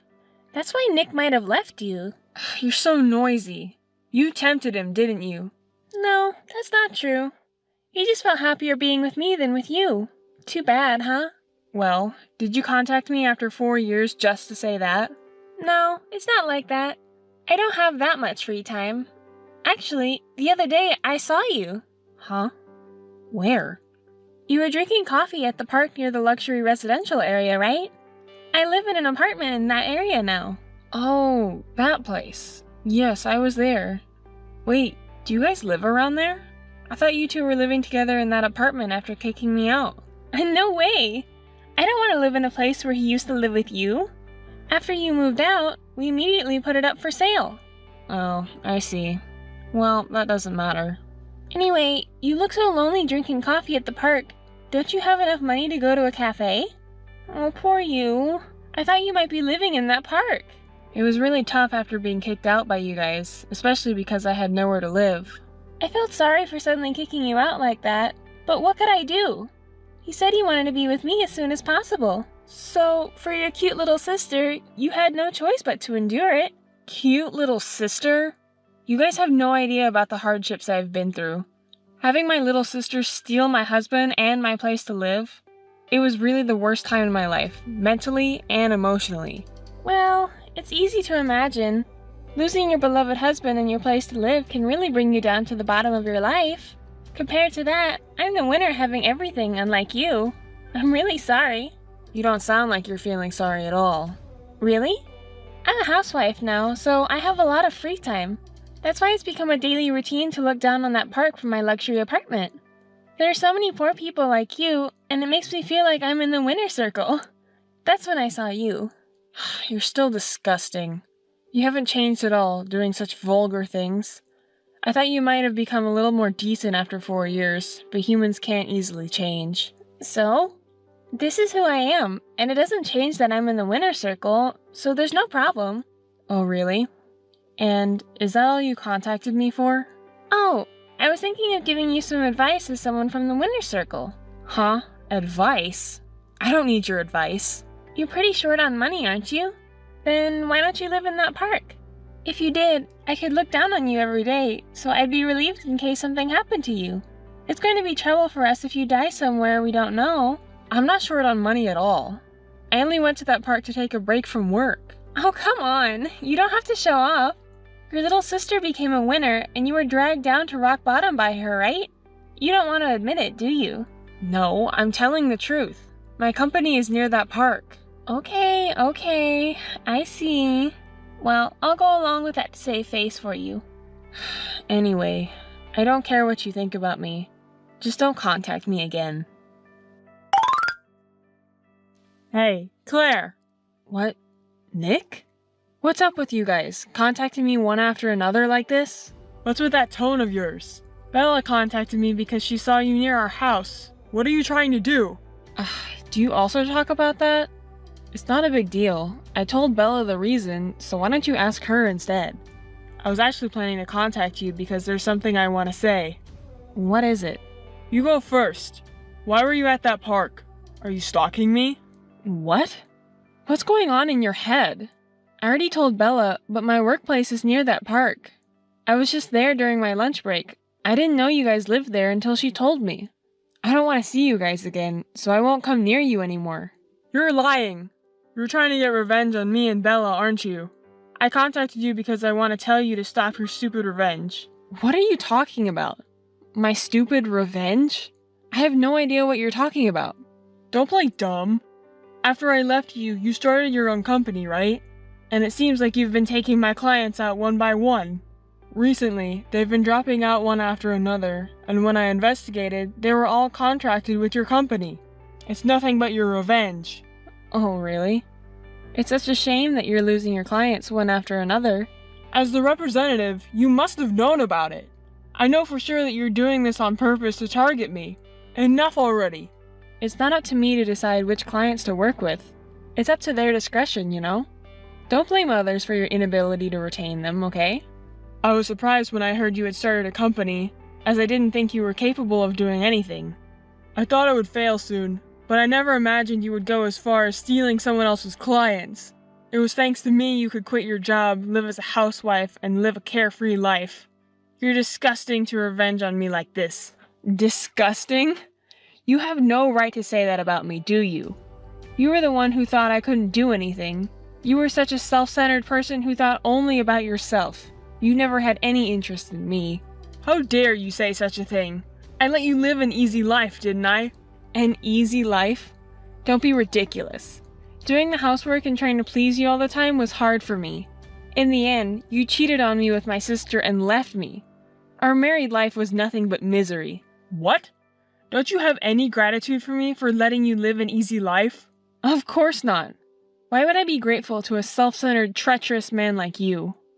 But I might be grateful to you for leaving me. When we got divorced, I was happy to be asked to return to the workplace where I worked before we got married. I worked hard to repay the company that picked me up. I achieved results there, and then became the representative of my current apparel company. When we got divorced, I thought I hit rock bottom, but now I'm glad we got divorced. You starting a company? And it's a company in the same industry as mine. It's just a way to get revenge on me, isn't it? I pursued my passion for fashion, and that's how I ended up where I am now. You have nothing to do with it. It's definitely just a way to get revenge on me. But I suppose I could say you had a part in it. Remember when we were married, you used to call me a useless housewife with no brains? Because you've been making fun of me, I worked hard and pushed myself to show you I could do it. You can do what you want, but please don't involve me in your problems. Your company even took away one of my major clients, which caused my reputation at work to plummet. If this continues, even my promotion could be in danger. So please, don't interfere. I'm not trying to interfere with you. We're in the same industry, so it's inevitable that we'll end up with some shared customers. And it's the customers who decide in the end anyway. Claire, please. This is my plea to you. I'll apologize for everything I've done. I'm truly sorry. So, please don't take away any more of my clients. Even if you apologize now, I'll never forgive you for what happened. But that's not related to what's happening now, so it doesn't matter. In the end, it's the clients who should decide. Firstly, you should find out why the clients are leaving you. Please don't say that. Come on, I'm begging you. If I could give you one piece of advice, it would be this. If you're not satisfied with what's been taken from you, why don't you take it back? Oh, that line. Yeah, I remember now. I believe you said that to me when we got divorced. And now I'm returning your words right back at you. I really am sorry. Please don't say things like that if you don't mean them. You kicked me out of the house when I was sobbing uncontrollably after my sister stole my husband. Even if you apologize sincerely, I could never forgive you for that. Besides, I know that you're only apologizing because you're desperately trying to protect yourself. That apology doesn't count for anything. Don't think I'm going to forgive you. No, it's not the forgiveness that I'm asking for. I just need your help. Why should I help someone like you who betrayed and abandoned me? As you well know, I'm extremely busy with work, so I don't have time to deal with you. Come on, Claire, don't say things like that. As former spouses, can't we help each other out? I'm putting my everything into this promotion. As I said, don't expect me to help you because I won't do it. If you're so invested in this promotion, then figure it out on your own without relying on others. Don't you have any pride? You're asking for help from the ex-wife you betrayed and left behind. But I can't do it on my own anymore. That's why I'm asking you for help. I've already apologized to you, so do something. You've already apologized? Oh, that's your true feelings coming out? No, that's not what I meant. I'm sorry, it's just a habit of mine to speak that way. Well, I already knew that, so it's fine. Anyway, you should focus on the most important thing right now, shouldn't you? What's the most important thing? Apologizing to you? No, it's not that. Apologizing to me won't change anything now. What you need to do is take back your business from our client. Maybe it's too difficult for someone who only thinks of relying on others like you, though. The longer you wait, the harder it will be to recover what you lost. So don't think you can rely on me, and give it your best shot. Hi, Claire. How are you doing? Bella, didn't I tell you not to contact me anymore? Why do you keep contacting me over and over? And why are you in such a good mood? Oh, you know me so well. That's my sister. Well, I don't care about your mood. What do you want this time? Don't be so cold. I contacted you because I was so happy. Please be interested in me. What? Your happiness has nothing to do with me, and I'm not interested. I already told you not to contact me. Oh, come on. Don't be so prickly. Can you listen to me? I have some great news. I don't want to hear it. Oh, please. Actually, Nick was called in by the president and got offered the position of the next president. Isn't that amazing? Finally, his abilities have been recognized. It's all thanks to me supporting him behind the scenes. He couldn't have done it without me. Even with you. I helped him reveal his abilities. Even though I said I didn't want to hear it, you talk about it one-sidedly. Oh, don't feel so down about it. You must be so frustrated because your ex-husband, who was stolen by your little sister, became the president. Oh, you must be. Now your little sister will become the wife of the president. I contacted you first because I had to let you know. I wanted you to celebrate, but I guess you're not in the mood. Celebrate? I don't think you have time for that. What? What do you mean? Becoming the president is definitely a happy thing, no matter how you look at it. Don't be so jealous. I'm not jealous. I can't believe you're happy without knowing anything. You're a happy person, aren't you? What? What do you mean? What do you know? I can't say anything without knowing how Nick explained it to you. I don't want another angry message from him because it's troublesome. I won't let him say anything to you, so I'm your sister, right? If you know something, tell me. I think you might be shocked to hear this. Are you ready for it? Is that such a shocking thing? Even though he's becoming the company's president, I really don't know what's happening behind the scenes, so tell me. Okay. If you go that far, I'll tell you. There are rumors that Nick's company is on the verge of bankruptcy. You've heard of it, right? I work in the same industry, so I hear rumors like that all the time. What? Are you serious? It's true. I don't think it's something to celebrate, no matter how Nick explained it to you. He's not really getting promoted. He's just unlucky, that's all. I'm sorry to burst your bubble, but... Oh no, he never said anything like that. You just want to hurt me with lies because you're jealous. It's true. You asked me to tell you the truth, and that's what I did. But now you say all these things. His company has lost most of its clients to other companies, including ours. Many customers have switched from his company, so it's rumored that the management is no longer sustainable. Well, it's not a rumor. It seems to be a fact. Does that mean it was premature happiness? Sorry, but it seems to be it. You're his wife and you don't know anything? You said you could bring out Nick's potential, but it seems like you couldn't get the truth out of him. That's a lie. I absolutely don't believe that. You're just lying because you hate me. I understand how you feel, and it's hard to believe, but I pulled the strings for everything that happened this time, so everything I say is true. Huh? What do you mean? You really haven't heard anything from him at all. Or maybe he hasn't noticed anything either, I wonder. My company intentionally worked behind the scenes to approach his company's clients, and as a result, almost all of his clients switched to us and chose us. What? Why would you do such a terrible thing? And did you say my company? Huh? You didn't hear about that either? I'm the representative of the company, and that's Nick's company's rival company. Are you the president? That's also a lie, right? And to bring down your sister's husband's company? That's just impossible. I can't believe it. You won't believe anything I say, will you? Then don't ask me in the first place. Everything I'm saying is true. Even if it's true, why would you need to bring down his company? You don't need to do that, do you? You didn't forget what you did to me, did you? If he had married you purely, I would have supported him with all my might. But it's not like that, is it? You and he betrayed me and sent me to the bottom, and you've been looking down on me for so long, haven't you? For what reason? You should be able to easily imagine that yourself.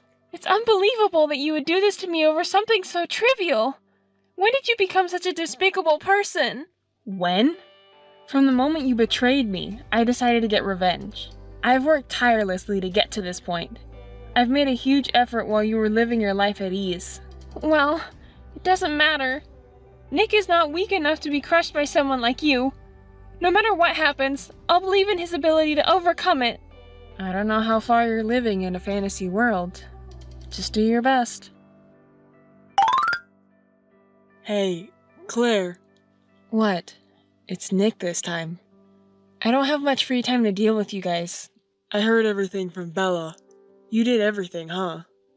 I didn't notice at all. Well, I guess so. If you had realized it earlier, maybe the damage wouldn't have been this big. Hey, please! Please don't take away our clients anymore. Even if you ask me to stop, it's the customers who chose us, so there's nothing I can do about it. I can finally become the president, but if this continues, the company will go bankrupt. Isn't that great? Getting promoted to president is a huge success. You said you were willing to risk everything for the promotion, right? It seems tough, but good luck with that. I have nothing to do with it. It doesn't matter to me if your company goes bankrupt. I just lose one of our rival companies. Please. I knew our business was losing clients too, but I had no idea it was on the brink of bankruptcy. It's your dream company, isn't it? Please, do something to help it out with your wife. This isn't what I wanted for my company. I got the short end of the stick. Well, I guess that's what it is. I run my own company, so I thought that changing the president at this time means your company is facing a crisis. I've been blamed for everything by the former president and board members. So please, I'm begging you. I really want to pull this company together and make it into what I've envisioned. Oh, that's too bad. Well, you lost clients because of the terrible way you treated me, so I think it's only fair you take responsibility. I also heard about what's behind the scenes from Bella. I didn't realize how much I hurt you. I'm really sorry about that. So I'm begging you, please give back the clients you took from us. I just can't let the company go bankrupt. Do you think that you'll get another chance by apologizing? You betrayed me and handed divorce papers without any discussion and kicked me out of the house. I can't believe you would even ask me for help. I do regret what I did back then. I think I'm getting what I deserve because of the bad things I did to you. Well, at least you realize that now. You're the only one I can rely on now. Please, help me. I don't want you to be hopeful, so let me be clear. No matter how much you apologize or ask for my help, it's useless. I have no obligation to help you. Since you're now the president, you need to work hard to rebuild your company. Let's both work hard as company presidents, shall we? Come on, please don't say things that make me feel abandoned. You're the one who abandoned me first. Hey, would you buy my company? If you do, all the remaining clients will be yours, and I can reduce the damage to my company. It's a win-win situation for both of us, isn't it? How foolish can you be? Why would I want to buy a company that's on the verge of bankruptcy? It's not going to benefit me in any way. I've been involved in business management for a while, so I understand that. Besides, your company only has a few remaining clients, right? It would only cause us to lose money. Let's see. So, will you marry me again? What? Are you out of your mind? Remarrying you? No way. Where did that idea come from? With such a ridiculous CEO, the company would go bankrupt. No, you still have feelings for me, don't you? That's why you're intentionally getting me in trouble to make me fall for you again, right? You wouldn't even consider such revenge if you didn't have any feelings left for me, right? You do this because you're interested in me. How much are you two living in a fantasy world? I can't even talk to you out of frustration. I won't get back to you. Stop being stubborn. I know you still have feelings for me. I don't have any feelings for you. Not even a bit. Too bad for you. If this goes on, I'll lose my job and position and end up getting lost. I'll do anything for you from now on, so let's forget about our divorce 4 years ago. Are you gonna start begging again if I say I don't have any feelings for you? You're such a fickle person who changes your attitude so quickly. You made me get lost 4 years ago, didn't you? Yet now you want me to help you? It's too selfish. I'll make sure to pay for what I did back then, so please. You're the only one I have. You have Bella, who you left your wife to be with and had a grand love affair with. Don't even think about getting back together with me. Just stay with Bella and support each other. Stupid people. Oh no. Hey, Claire! How could you do such a thing? What? What? You made Nick's company go bankrupt! We were even forced to leave our house and lost everything! Well, that's too bad. I have nothing to do with it, so I don't need to hear your report. It's It's related to you. You made it happen. It's not my fault. In the end, customers chose us. Nick just wasn't competent enough. Don't blame me for it. Why do I have to be involved in this? Because you're married to him, right? Married couples have to support each other no matter what. You're people who thought you wanted to be together even if you have to betray me. I'm sorry for you that you can't overlook the park from your apartment anymore. You can't indulge in that hobby now, can you? Oh, I guess I was wrong. Are you guys now in the position of being looked down upon? You're so noisy. Anyway, take responsibility. Provide us with a home to live in and money for our life. Why should I have to help you guys? It was you who took my husband away from me and forced me to divorce him. And then you kicked me out of my home? You have no idea how miserable I was. Now you finally understand, right? It's been 4 years. When are you going to let it go? No matter how much time passes, my humiliating past won't change. Anyway, you have to figure it out yourselves.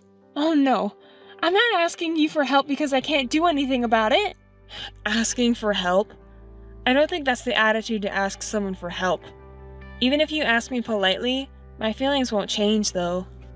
Well, if I were to give you advice, first, why don't you look for a place to live? Even if we want to rent a place, we don't have any money to start with. That's why we're asking for your help. Oh, well that's tough. I also had to work hard on my own when no one helped me. You guys are 2 people, so I think you can somehow manage to make it work. Oh, I have a great idea. What? What is it? Why don't you just live in the park next to the apartment? You gave me that advice too, remember? What? No way! I don't want to live such a miserable life. It doesn't matter to me if you 2 have a miserable life. Anyway, if you 2 work hard together, you can overcome it somehow. Well then, good luck. Hey sis, help me please. Hey! My younger sister and her husband, who had lost their place to live and were abandoned by me, moved to an old apartment in the suburbs that was over 60 years old. It's great that they found somewhere to live, even if it's old. Because the building is over 60 years old, it doesn't have a bath as expected, and bugs are crawling out from all over the place. My sister seems to be having a hard time. To earn a living, my sister does a side job in the cold room at home, and Nick is searching for a new job from early morning to late at night while doing part-time work. However, the rumor that he caused his company to go bankrupt has quickly become industry gossip, and it seems like no one is willing to hire him. It looks like he'll have to keep looking for work for the time being. Nick seems to have grown tired of job hunting and is arguing with my sister every day about who will be a housewife. As for me, thanks to the increase in business partners, I've become a top-level female CEO in the industry and am in the media spotlight every day. When I was first kicked out by those people, I almost gave up getting out of the depths of despair in my life. But in a sense, I was able to rise thanks to my younger sister and ex-husband, so I'm grateful now. I'm realizing once again that it's important for humans to have goals and not to give up.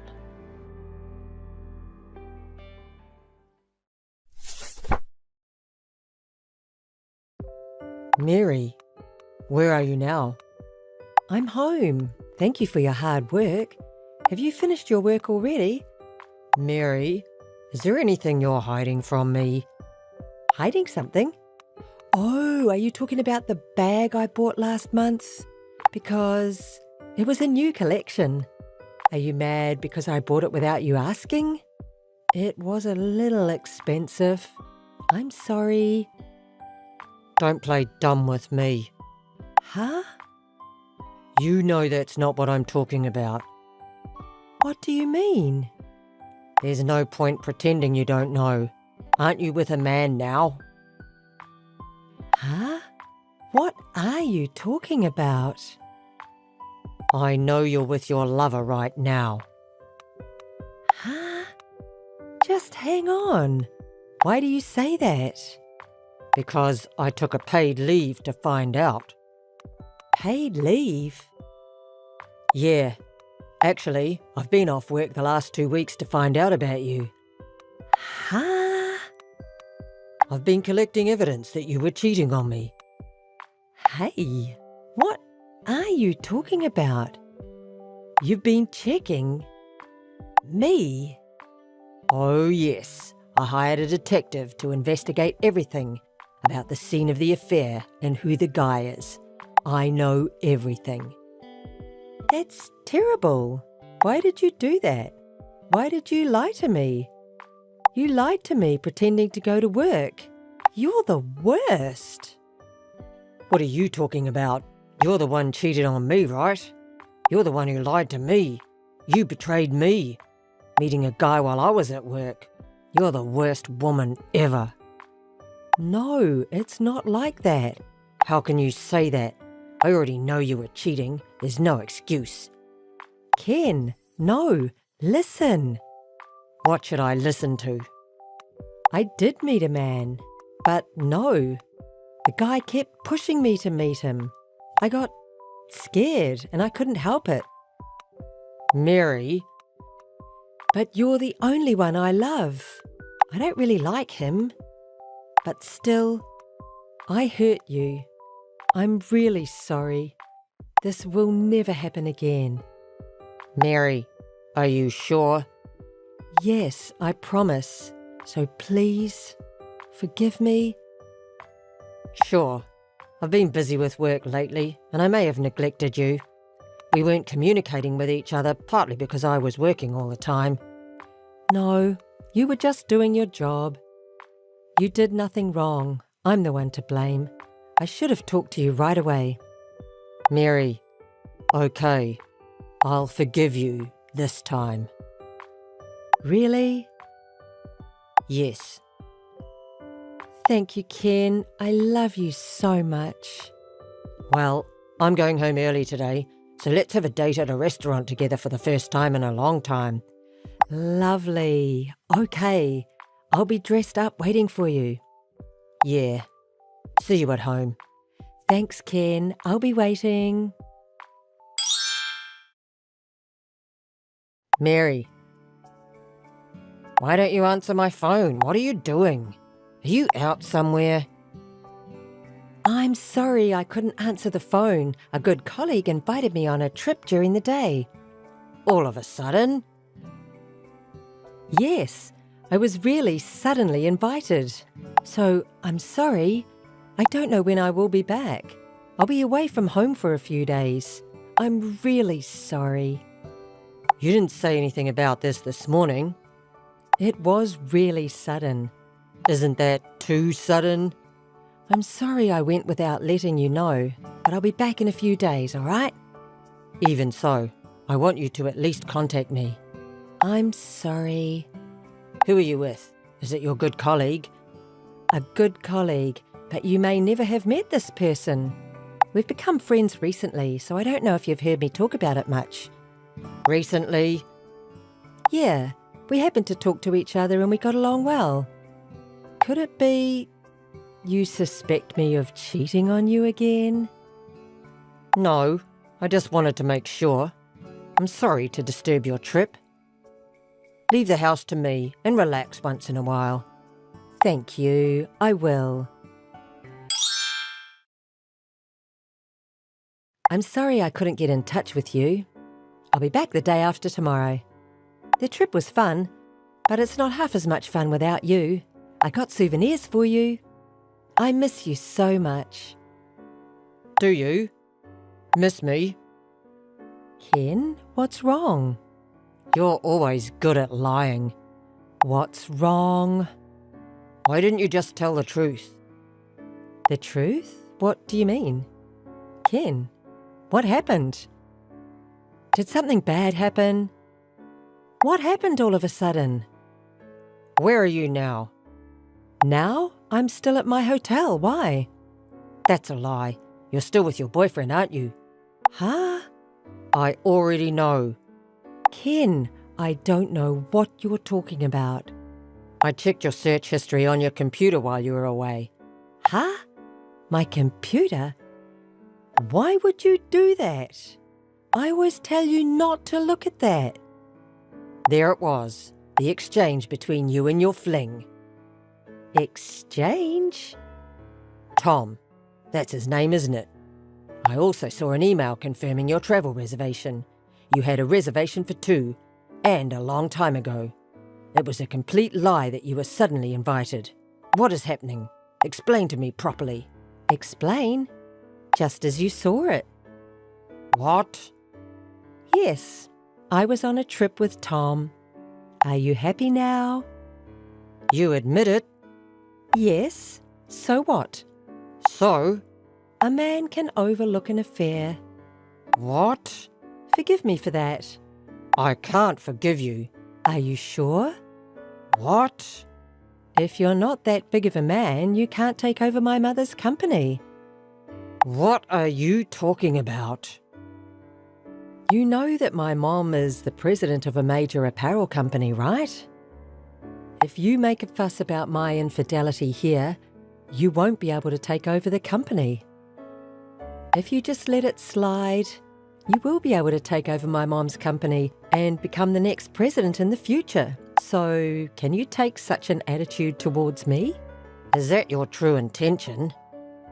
Mom likes you. So, I'm sure you'll be the next president. You can take over the company, and I can do as I please. I think we should do what's best for both of us right now. You mean to forgive you for cheating on me? Yes. I've played the good girl for you, but I can't do this anymore. If you want to take over my mom's company, pretend you never knew about this. That's your nature, isn't it? Yes, I told you. It is. I'm not going to let you ruin my private life anymore. What a woman! What are you talking about? You're going to take over the company, right? Isn't that enough? Huh? I wish I could punch myself for seriously marrying you. Why? You can't be the president? You don't say anything and just listen to me. That's all you need to do. Easy, right? What the hell do you think I am? If you don't agree with me, I'll divorce you. You wouldn't want that, would you? Because you're the next president. Can you miss your chance? I know it was your dream to have your own company. That's going to happen, so shut up and follow me. Forget it. I'm glad you understand. Sorry, but Tom is coming after this today. Huh? Ah, your cheating partner? Yes, so don't come home today. Tom doesn't want to go home either. That's why I'm going to let him stay tonight. Are you going to stay with him at my house? It's my house too, isn't it? Don't get it wrong. So you should stay at a hotel today. Please. Again? You've been seeing him almost every day lately, haven't you? So what? You play around with your cheating partner all you want every day and you don't feel anything about it? Don't you feel bad for me or anything? Not at all. Not at all? Are you serious? Because my mom bought this apartment. That means it is in her name. Can you interfere with Mom's property? Mom bought this for me, so I'm free to use it however I want, right? Or what? Do you have any complaints? I've said it before. If you're going to tell me what to do, it's a divorce. You can't, can you? You don't have that much courage. You better not disobey me. I see. I just wanted you to know that. Are you really sure? What do you mean? I'm just telling the truth. Am I saying something wrong? Okay. Divorce me. Huh? What are you saying? I ask you for a divorce. I can't be with you anymore. Hey, you're not serious, right? Yes, I'm serious. I can't live like this anymore. What about your position as the next president? If you divorce me, you won't be able to fulfill that dream. It's your dream, isn't it? I don't want the position of president with you. I don't want any part of it. What are you talking about?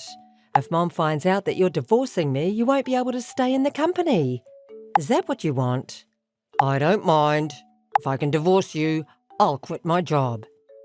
Think carefully. What are you going to do now? I'll look for a new job. Just. If there's anything left in my mind. What? You don't want to leave me? Then working with your mother was not hard. Actually, it was fun. So I may regret that I inconvenienced her in this way. What's that? I don't know what you mean. You're not serious, are you? Don't make fun of me. I'm not. I'm serious. You're the one who brought this up. If you disobey me, it's divorce. That's true, but... So that's it. Okay. I don't mind getting divorced, but don't tell Mom about my infidelity. You don't want to be in trouble, do you? I'm going to get my things now, so I'll bring the divorce papers with me as well. Huh? Now? Yes. Sign the divorce papers. Ah, okay. Hey, Ken, what is this? What? Not what. What is $67,000 in alimony? Don't be kidding. I'm not kidding. I told you, didn't I? I was investigating your infidelity. So what? I think that $67,000 is reasonable. Why would that be? You had an affair for a long time. You've been dating that guy called Tom for a long time. Huh? That's not all. Not only this time, but you had relationships with several other guys. Why do you say that? When I exposed the affair and when I said I wanted a divorce, you didn't feel any remorse at all. In fact, you even told me to forgive you for cheating. You were the one who told me to turn a blind eye to the wife's infidelity, right? That is... You're the one who said that and continued the affair. The message remains, and there is enough evidence. Certainly from the market point of view, it may be a high amount of alimony, but from your attitude, I think it's a reasonable amount.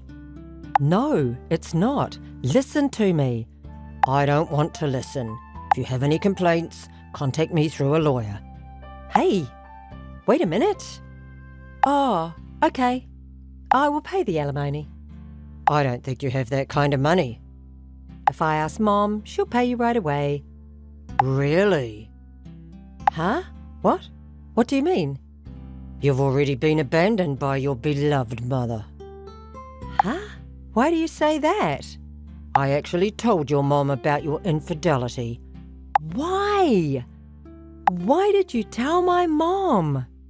Because she took care of me, so... And she was disappointed in you. She won't help you even if you were in trouble. Oh, no. Why is this happening? You must have put ideas into my mom's head. I just told her the truth. You're cheating on multiple guys besides me. Not only that, but I also told her how you told me to shut up if I wanted to be president of the company. And your mother just put her head in her hands. It's a lie. Because Mom has always listened to anything I have to say. I guess she is out of love for her cheating daughter. When I told my mother-in-law about the affair, she cried and apologized to me. She said she was sorry for her bad daughter, sorry for hurting me. Not defiant like you. Mom apologized? Yeah, she sincerely apologized. Then that's fine. Huh? Mom apologized, didn't she? Then I hope you'll forgive me. Why won't you forgive me? I can't believe you're asking for alimony. It's the worst. What are you talking about? I'm angry at you, Mary, not at my mother-in-law. I can't forgive you just because my mother-in-law apologized. You're the one who should apologize to me. Do you understand? What? I married you. Huh? I married you and let you have good dreams, so isn't that enough? I don't think you can ask me for anything more. Don't you feel sorry for what you've done? You're the one who should feel sorry for what you've done to me. Huh? Oh, I see. Then I'll tell you what. Huh? What? The apartment you live in now was in your mother's name, wasn't it? So what? Are you going to ask me for it? Nope. She already cancelled the apartment there. Huh? Hey, what's that? Really? Yeah, I heard it directly from my mother-in-law, so it's true. Maybe you can live there for another week. 1 week? That's a lie. Why do I need to lie? So you'd better get out of there as soon as possible. Because not only alimony, but you will have to pay an even larger amount of rent. Ah, no! What should I do if I get kicked out of here? Come on, I don't know about that. Why don't you get help from the guys you're cheating on? Oh, but what? Of course, I also ask the men for alimony. What? Of course, right? If there's a guy who pays that alimony and takes care of you, you can have him take care of you. But until you pay me alimony, I'll never let you or the men get away with it, so don't even think about running away. If you run away, alimony will increase more and more. You're not such a child that you don't know what will happen then, are you? Hey, wait a minute, Ken. Well then, please, we could start over. Hey, Ken, listen to me. Goodbye. Later, when Mary couldn't see the prospect of paying off the large amount of alimony, she cried to all of her cheating partners and begged them to help her pay. But after a series of upheavals, all of the cheating partners gave up on her and had ended their relationships.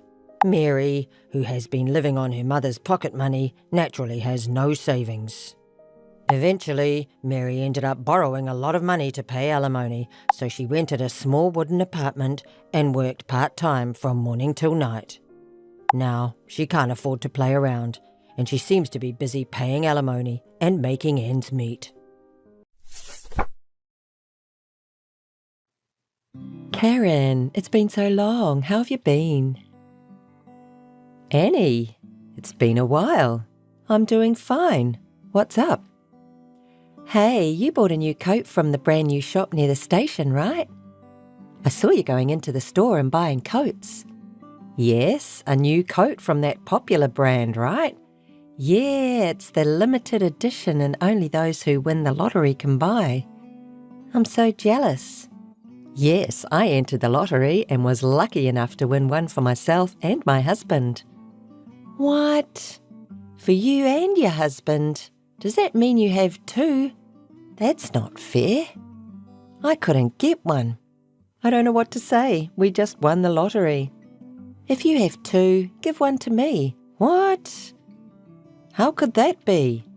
Come on. The coat definitely looks better on me than it does on you. Please? No, my husband and I were looking forward to it. And you buy coats from all different kinds of brands, right? It doesn't have to be this one. What are you talking about? You're saying it's a limited edition, right? They're not going to be sold in stores. Hey, please.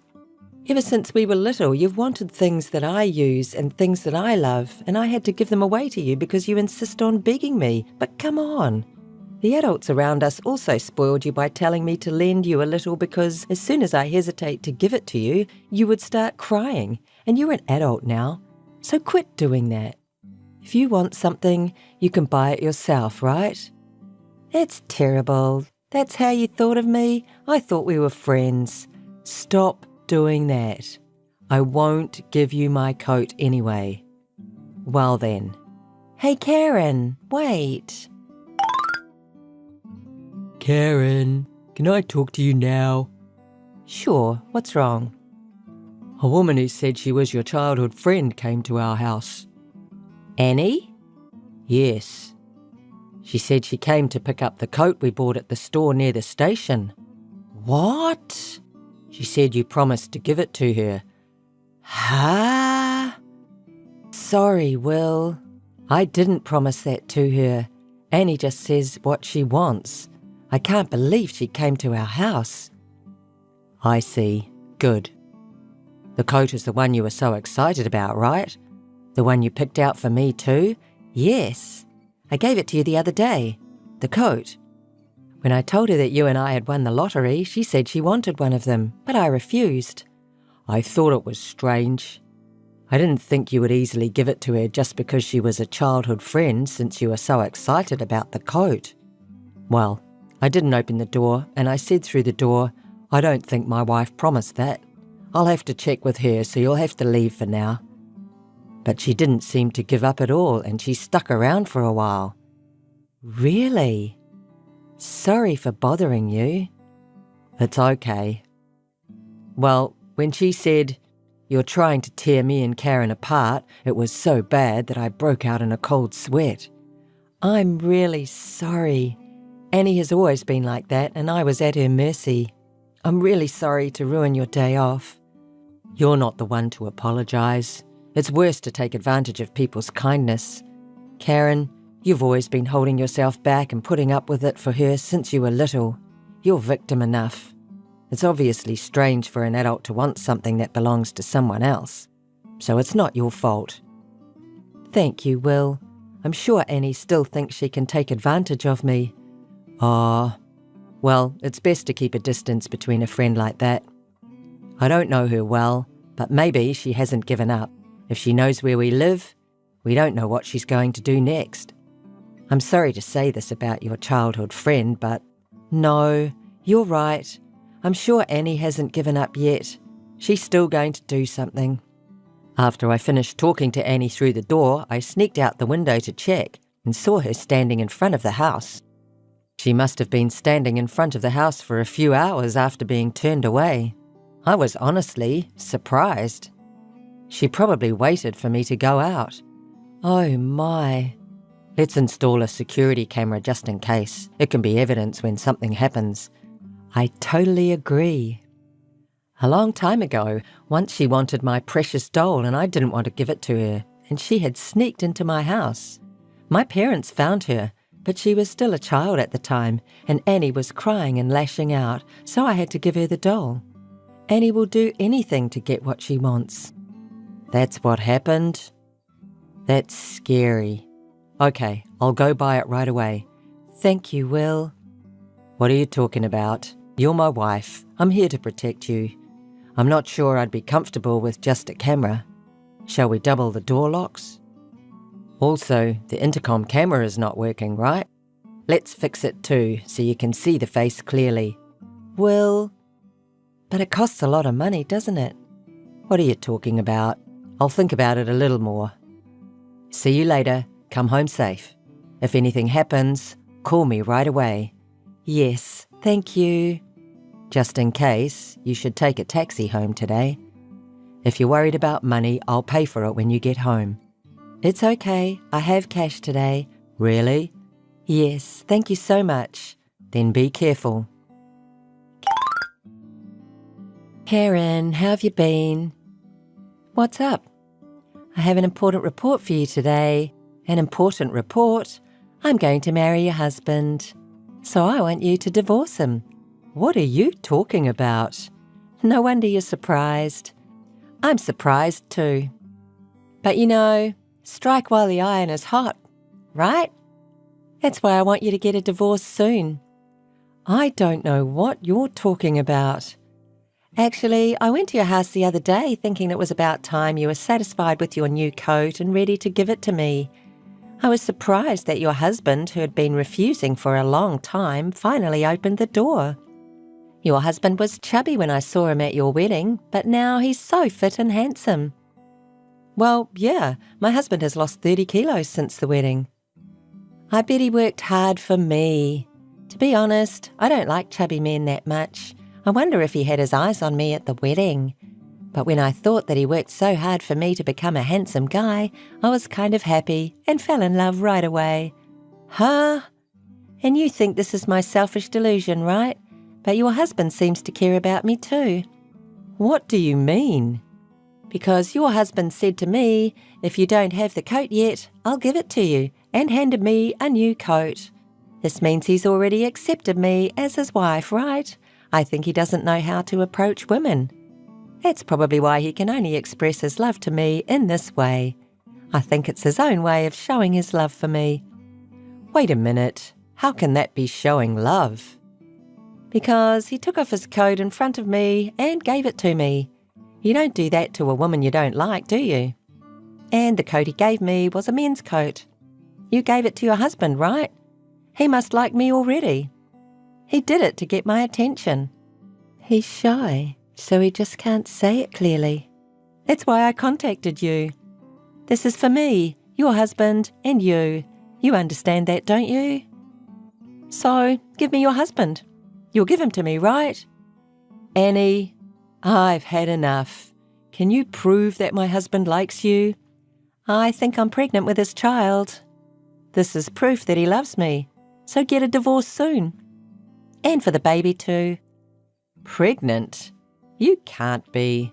Enough with the obvious lies. It's true. You won't believe it right away, but I'm not lying. I said enough is enough. Hey, my husband is in Europe on business right now. And yet, how could you be pregnant with my husband's child? Karen, don't be a liar, okay? Because I actually met him. I'm not lying. He's been on a business trip abroad for 4 months. He's never been back for 4 months. You must have had an imaginary pregnancy. And you said he gave you a coat, but he wore it on his business trip. That's why I gave him the coat. His business trip will take at least 6 months, as long as a year.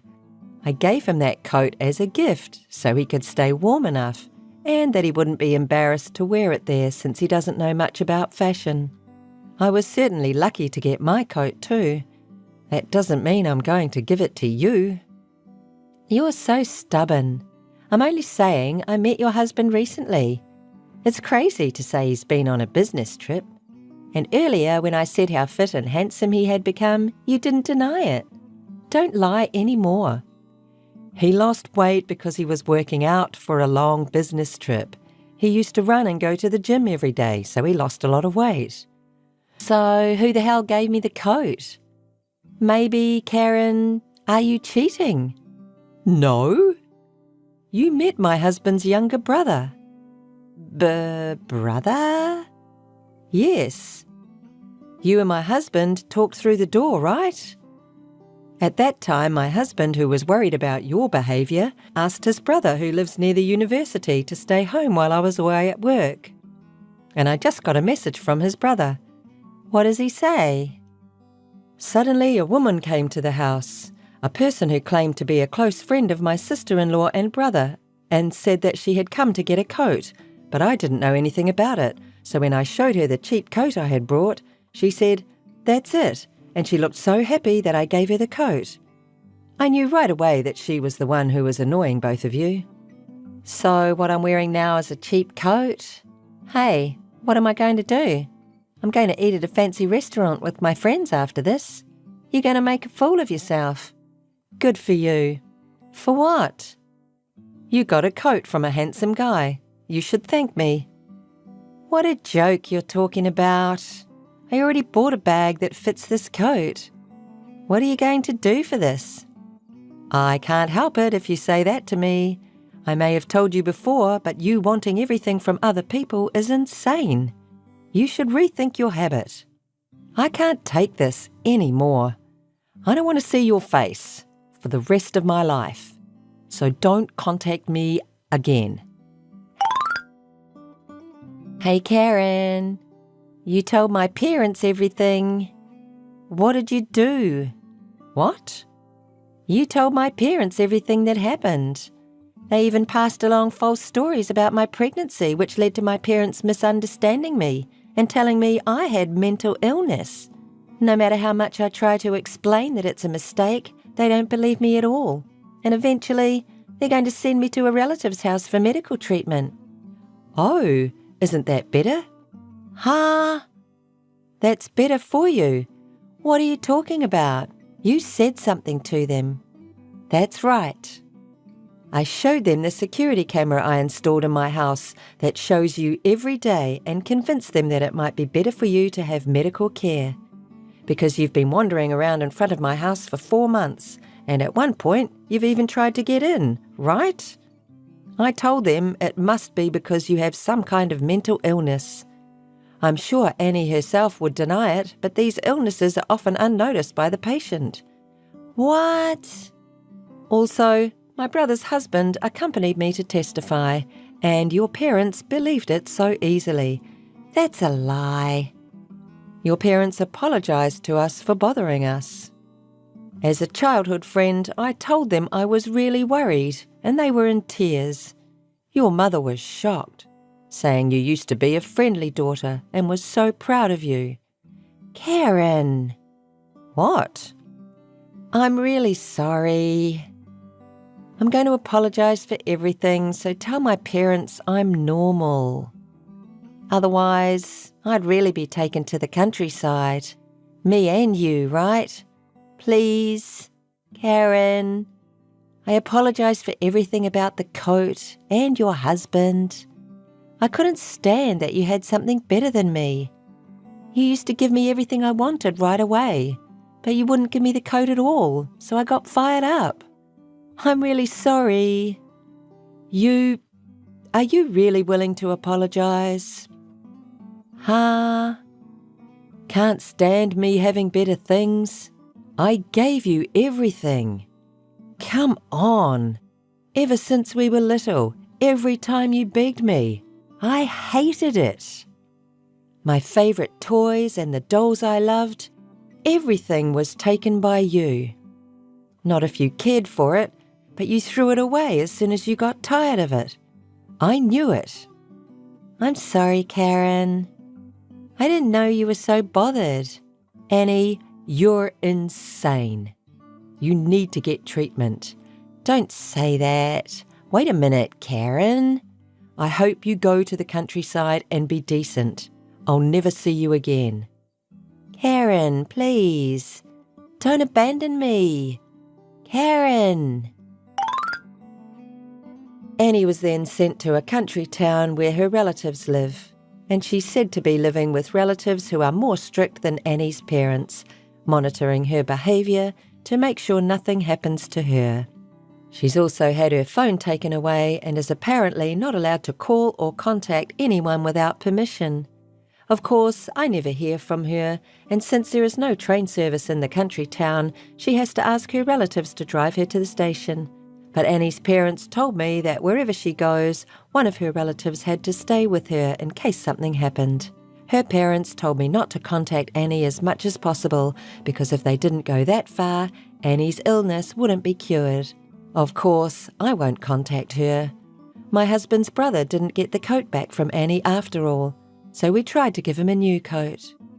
But he didn't wear a coat very often and he didn't think it suited him, so he said it's okay and politely refused.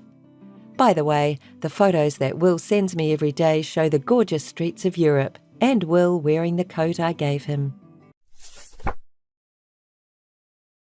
Good morning, Rachel.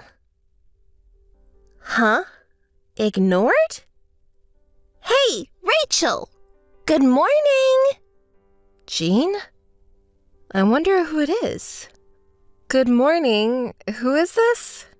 Rachel, you should answer me right away. Jean? I don't have any friends named Jean. Who are you? Who did you get my contact information from? Huh? Didn't Mike tell you anything about me? Oh, you know Mike. I didn't know he had a friend like you. Lies! Didn't he ever talk about his relationship with me? Oh, maybe our relationship is a secret? Oh no, what should I do? I just texted his wife. Oh no, I'm in trouble. Jean? You're Mike's friend, aren't you? What do you want from me? Did something happen to my husband? No, please don't use that term, friend. Mike is my boss, and I'm his team member. Oh, you're from the company. It's nice to know his colleague. Thank you for taking care of Mike. Yes, in the daytime we're colleagues. Daytime? At night, we're more than that. What? What are you talking about? Don't you get it? Me and Mike are in love, so give Mike to me, please. What are you talking about? That is so crazy. My head is spinning. That's called an affair, isn't it? What's wrong with that? What's wrong? Mike doesn't love you anymore. I want you to break up with him soon. Otherwise, I feel sorry for Mike. Feel sorry for Mike? Wait a minute. I don't understand. I can't follow what you're saying, and this is shockingly insane. But, come to think of it, Mike has been weird lately. He comes home late because he's busy with work, and he often comes home in the morning. He doesn't do any housework lately, which is not like him. I didn't hear anything from him. I never thought this would happen, but... Mike keeps saying he wants to divorce you. You're Mike's classmate, right? You're 5 years older than me. How does it feel to have your husband stolen by a younger woman? Do you feel miserable? Miserable, isn't it, old lady? You're rude, even though we've never met. I'll talk to Mike about this. Hurry, okay? Even though I'm younger than you, my 20s are almost over. I'm determined to get married by the age of 30. Please, get a divorce as soon as possible. I'm so stunned. You and Mike, so selfish. I can't believe Mike would want to marry someone like you, no matter how young you are. What do you mean, someone like me? Just being young and pretty is worth a lot. I knew he wasn't smart, but I'm so disappointed. You're finally divorced, old lady. I told you to hurry. Anyway, I'm going to thank you. Thanks! It's you again? What do you want all of a sudden? I just heard from Mike that you're finally going to divorce him. I told you I couldn't wait any longer. I heard that you were reluctant to break up. The old lady is so pathetic. Oh, old. Watch your language. What's wrong with calling an old lady? More than that, you were dumped by Mike. Face the reality. Don't you understand that it's just ugly, crying and clinging to him that you don't want to break up? It was Mike crying and clinging, saying he didn't want a divorce. That's why it took so long to get a divorce. Are you going to lie this time? I'm not lying. I spoke to him the day after you contacted me, and I told him we could get a divorce right then. He's the one who's been reluctant to divorce until now, not me. I see. You're trying to look good, aren't you? Mike told me you didn't want to get divorced, that you were begging him every night. No matter how frustrated you are, it's really pathetic lying like that. Did I say I was frustrated? I'm just happy we're divorced. He was clingy every night, and it was really annoying. It's your new husband, Mike, who is pathetic. Now you're bad-mouthing him? You're so ugly. It's your fault he had an affair. You're an old woman with an ugly personality. You're done as a woman. I won't allow you to talk bad about Mike. We're divorced, and I have nothing to do with you two. I'm not interested in him or you. Don't contact me anymore. You too! Don't contact me again! Rachel, how are you? Old woman living miserably on your own? Contacting me out of the blue, so rude. I thought you were never going to contact me again. I started living with him, and I thought I'd tell you. I see. Are you guys getting along? Of course! We're in love every night. What, jealous? An abandoned old woman gets jealous? It can't help it. I'm young and cute. The old woman is destined to be abandoned. Did something happen? The way you're provoking me is really terrible. Say whatever you want. I win. We got married. What? You're officially married? Well, that's great. Congratulations. What with that attitude? Can't you congratulate me from the bottom of your heart? I'm so happy for you from the bottom of my heart. You haven't heard anything from Mike? What are you talking about? I'm not going to tell people about our marriage yet. Why? Whatever.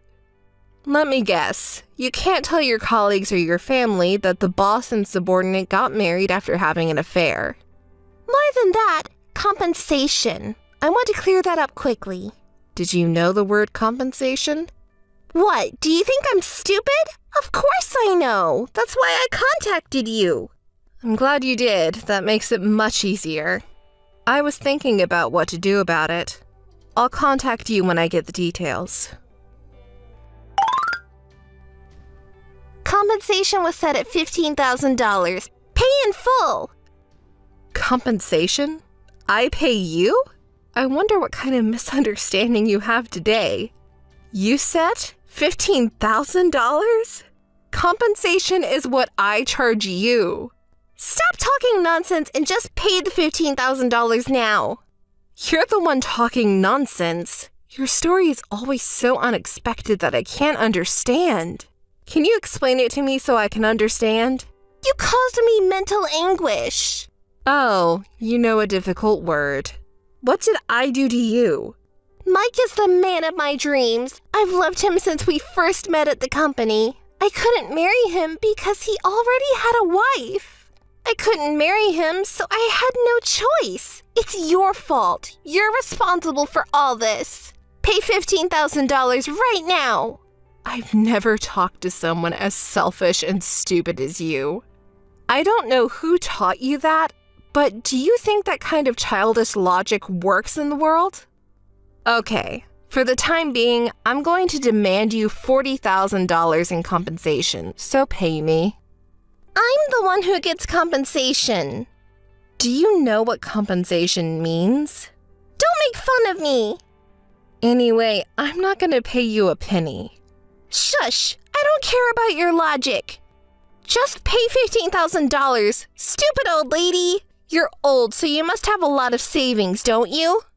Whether I have savings or not, I don't have the money to pay you. We're not going to get anywhere talking about this. Let's have lawyers and discuss this. A lawyer? I don't mean to make it such a big deal. Really? Then I'll forgive you for what you did for $40,000. You can pay that, right? $40,000? There is no way I can pay that much money. Why are you charging me so much?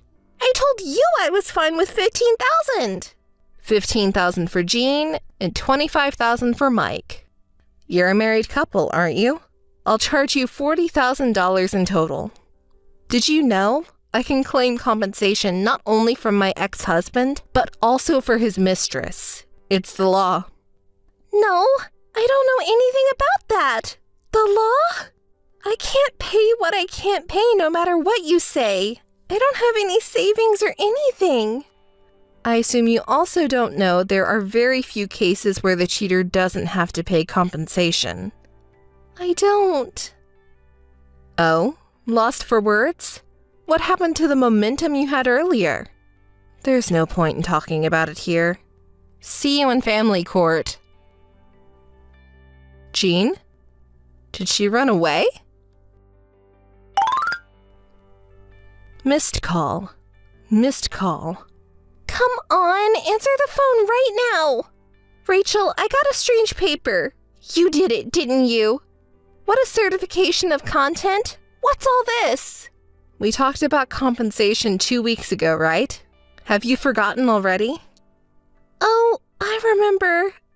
I don't approve of paying, and I don't have that kind of money. I had my lawyer check with that certification of content. If you don't pay, we will be going to court. Shall we settle the matter in court? Oh no, I don't want court. I don't have the money to get a lawyer. Hey, just wait a minute. It's too expensive.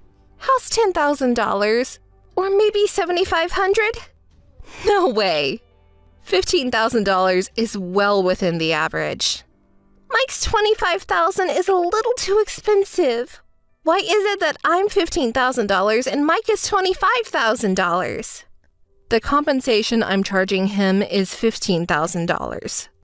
The rest, $7,500, is money I lent him, and I'll get it back from him. Huh? Debt? That's not what I heard. Rachel, you... How bad do you want the money telling such a lie? I won't let you take money from us who have no savings. I'm not lying. Mike didn't tell you anything. I'm sure you're shocked, but calm down and listen. His debt is not $7,500. What? I don't know what you're talking about. His total debt is $300,000. So when I heard you officially married him, I was a little surprised. I never thought he would hide his $300,000 in debt and get married. What? Jean, are you okay? He's a terrible man. Well, but you love him, don't you? With the power of love, you can overcome anything. It's a lie. It's a lie. $300,000 is impossible. What are we gonna do? Mike doesn't have any savings. No savings, but $300,000 in debt, plus $40,000 compensation to me. And if you don't have any money now, I'll wait a while. Good luck earning with the power of love. You'll be okay. You're still young. Oh, that bastard. $300,000 in debt. What should I do? Old woman, you're lying, aren't you? You're more bad-mouthed than ever. Which part is a lie? $300,000 is a lie. How can you get that much debt? He didn't spend that much on our date. I don't think he had time to go out with other women. It's gambling.